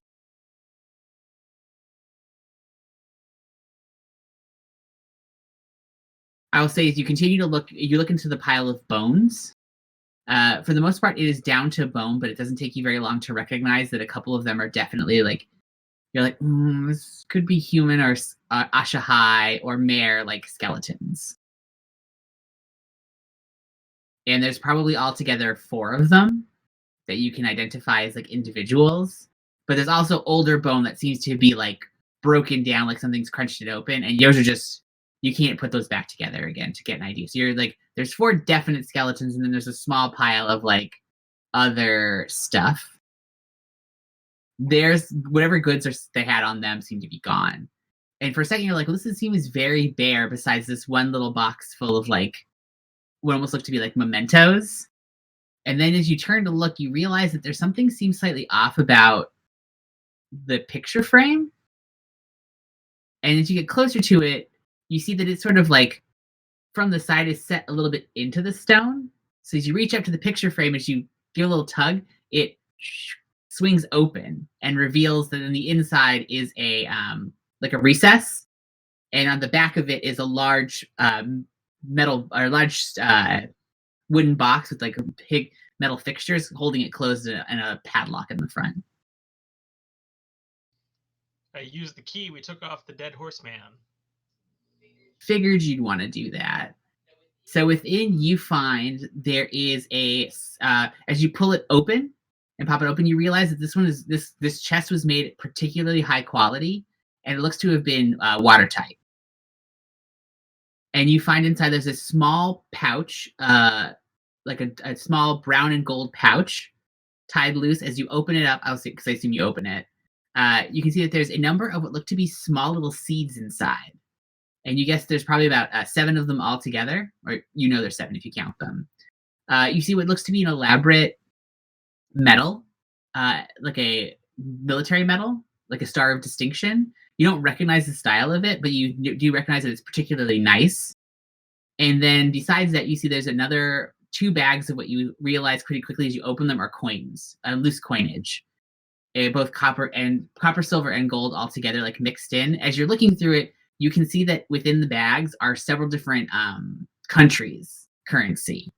So there is like the local money that's been printed and minted in Britannia, but there's also a mix of like Almer coins, coins from the Hosha further south, things like that. So like this definitely seems to be like a collection of like, if you were luring in a bunch of refugees and murdering them, this is probably the kind of coinage you would have picked up. If you take some time to count it altogether, it comes out to be 216 gold pieces.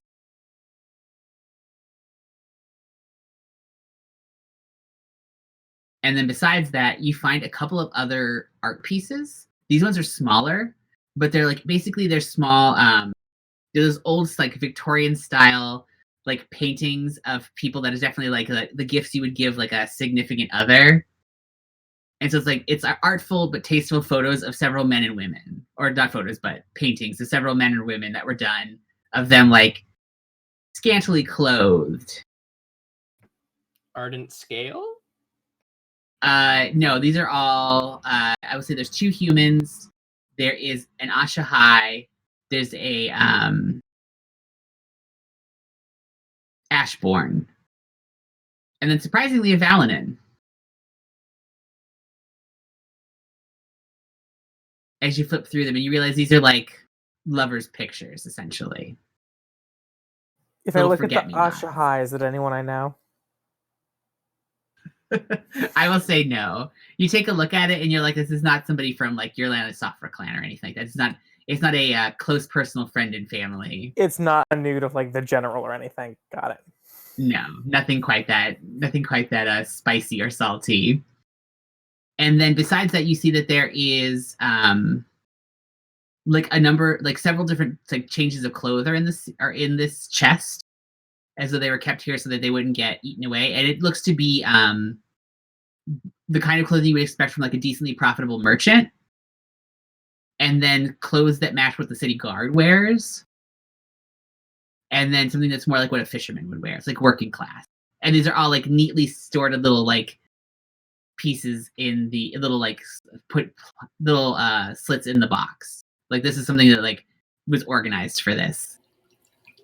His disguises. This is how he got away with it. No one suspected. People were just disappearing.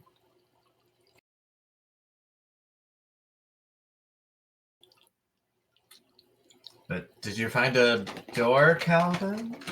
No, we just kind of found stuff. Yeah, just. And so in here, there looks to be an entryway that has been completely collapsed in with stone.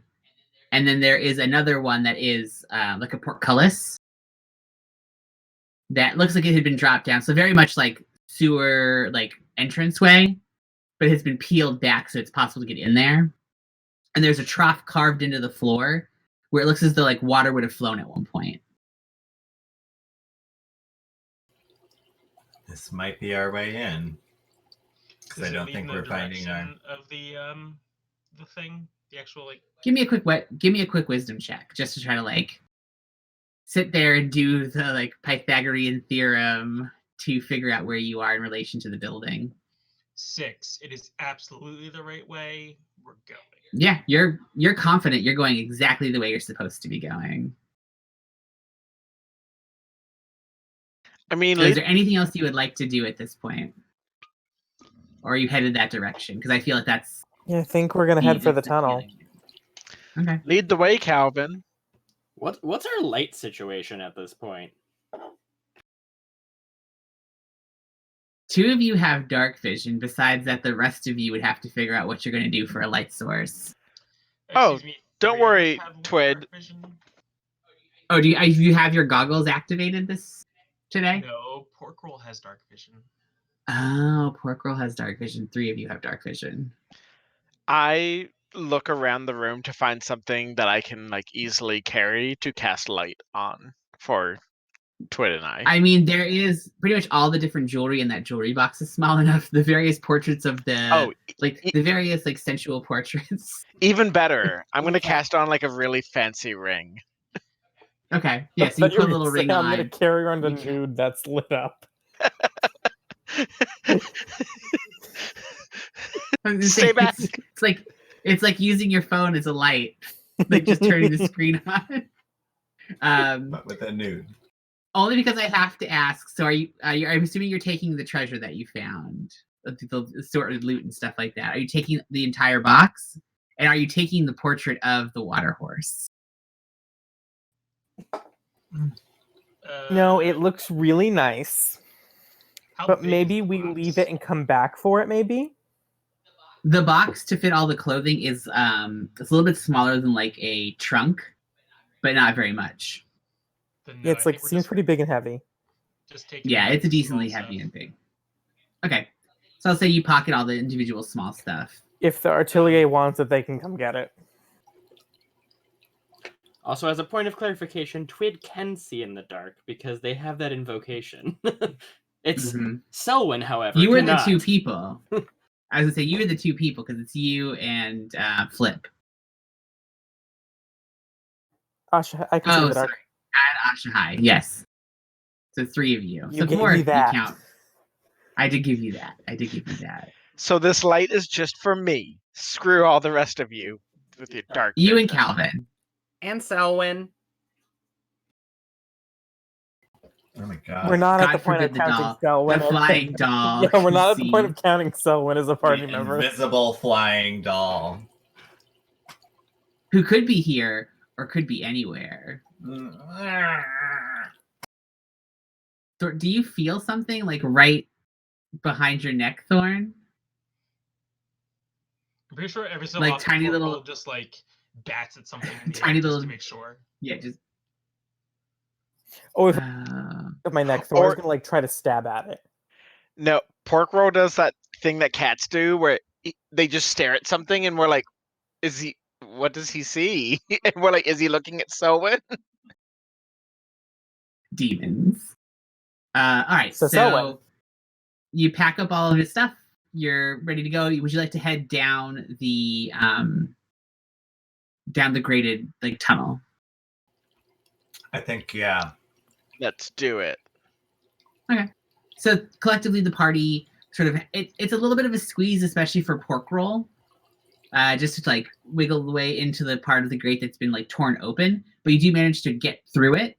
The tunnel leads you further down, and it definitely has the more like rough hewn than the rest of the tunnels that you've gone through in comparison. So like outside, everything was nicely crafted of like stone and fairly smooth. This is still like left fairly rough, and you see that there's still like that trough down the middle that definitely feels as though it once carried water.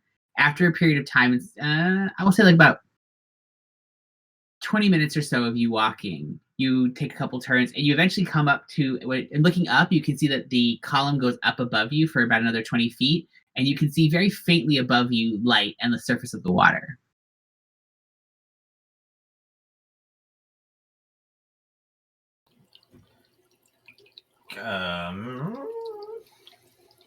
Oh wait, so like there's no way forward. We'd have to like climb.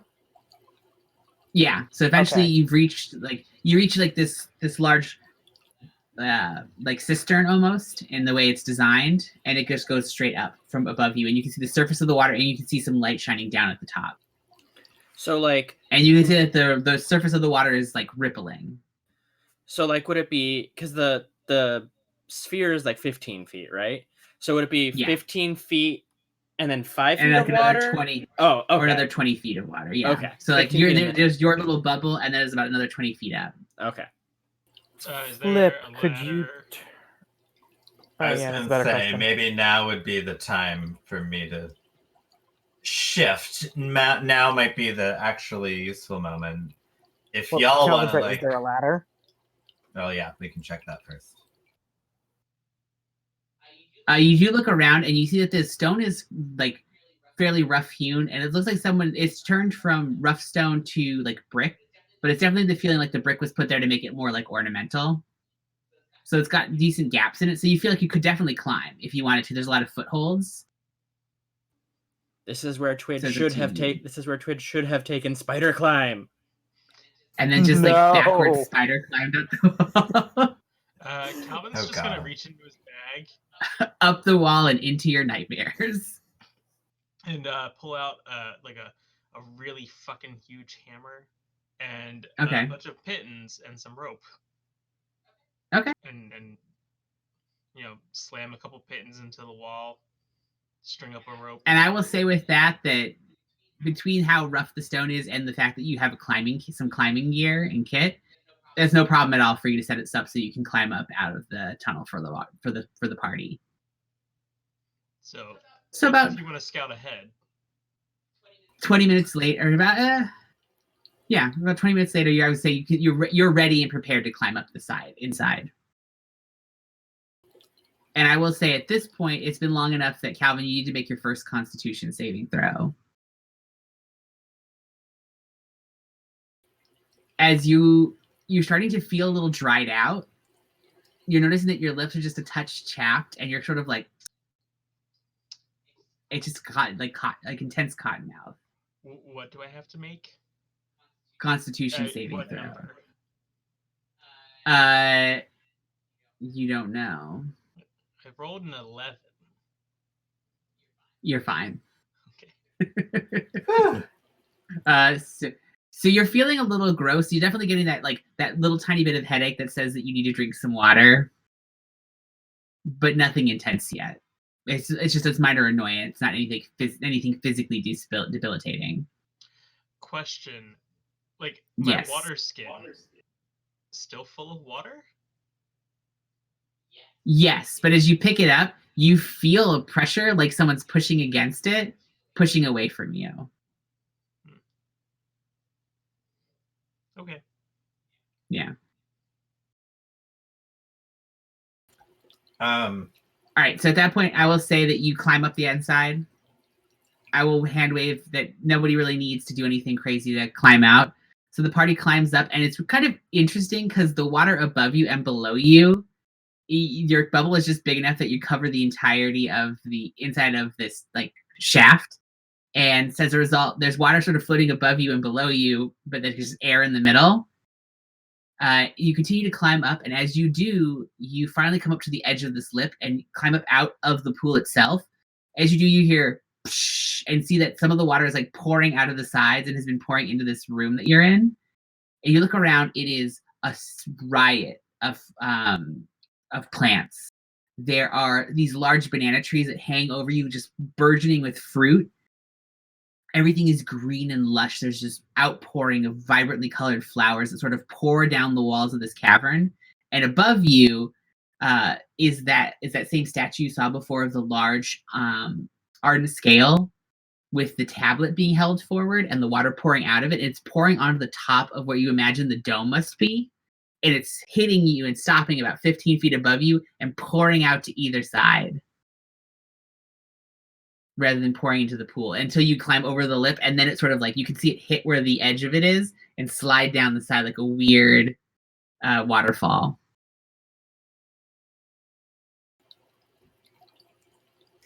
you might want to deactivate that thing now, Calvin, because the room's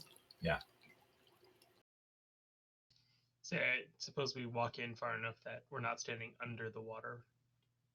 Yeah, I will say you get out of the pool that's in the center, climb out of it, and as you do and deactivate the bracelet, the water starts to fall naturally, and it just lets out this steady drum of like falling water into the pool. And you look around, and everything has grown. You could tell at one point, most of the room probably had like nice planters and things like that to keep it all in order. So much time has passed that it's just gone wild. It no longer looks like a garden; instead, looks like a small like jungle oasis. And as you're listening, you can hear some rustling in the bushes, and you see several like squirrels and other critters scuttling through the plants, and you hear a couple of birds making those little like cries and calls in the distance. And you realize that like it seems like things are growing naturally here. Flip is going to make sure Calvin chugs some water before we continue on. Just concerned for your safety. So it's You're now the 9:45. real You're love you never will rehydrated. be. Rehydrated, and now within the halls of the Atheneum of Naramsin, we're going to close our adventure at that point tonight. I want to thank everybody who joined us. It's wonderful to have you join us as we delve into the secrets of Obra and learn a little bit more of the adventuring party. As Twid reveals yet another terrifying component of their character. Thank you all for joining us. Like I mentioned before, if you would like to stay up to date on our schedule for streaming or to be notified when we're going live, definitely give us a follow. We always appreciate it. Otherwise, you can also find more out about our game world of Obra in our Twitter, which is linked in our About section. There you can learn a little bit more about the world lore, things like that. Thank you very much for joining us, everybody, and have a great night. Good night. Night, everyone.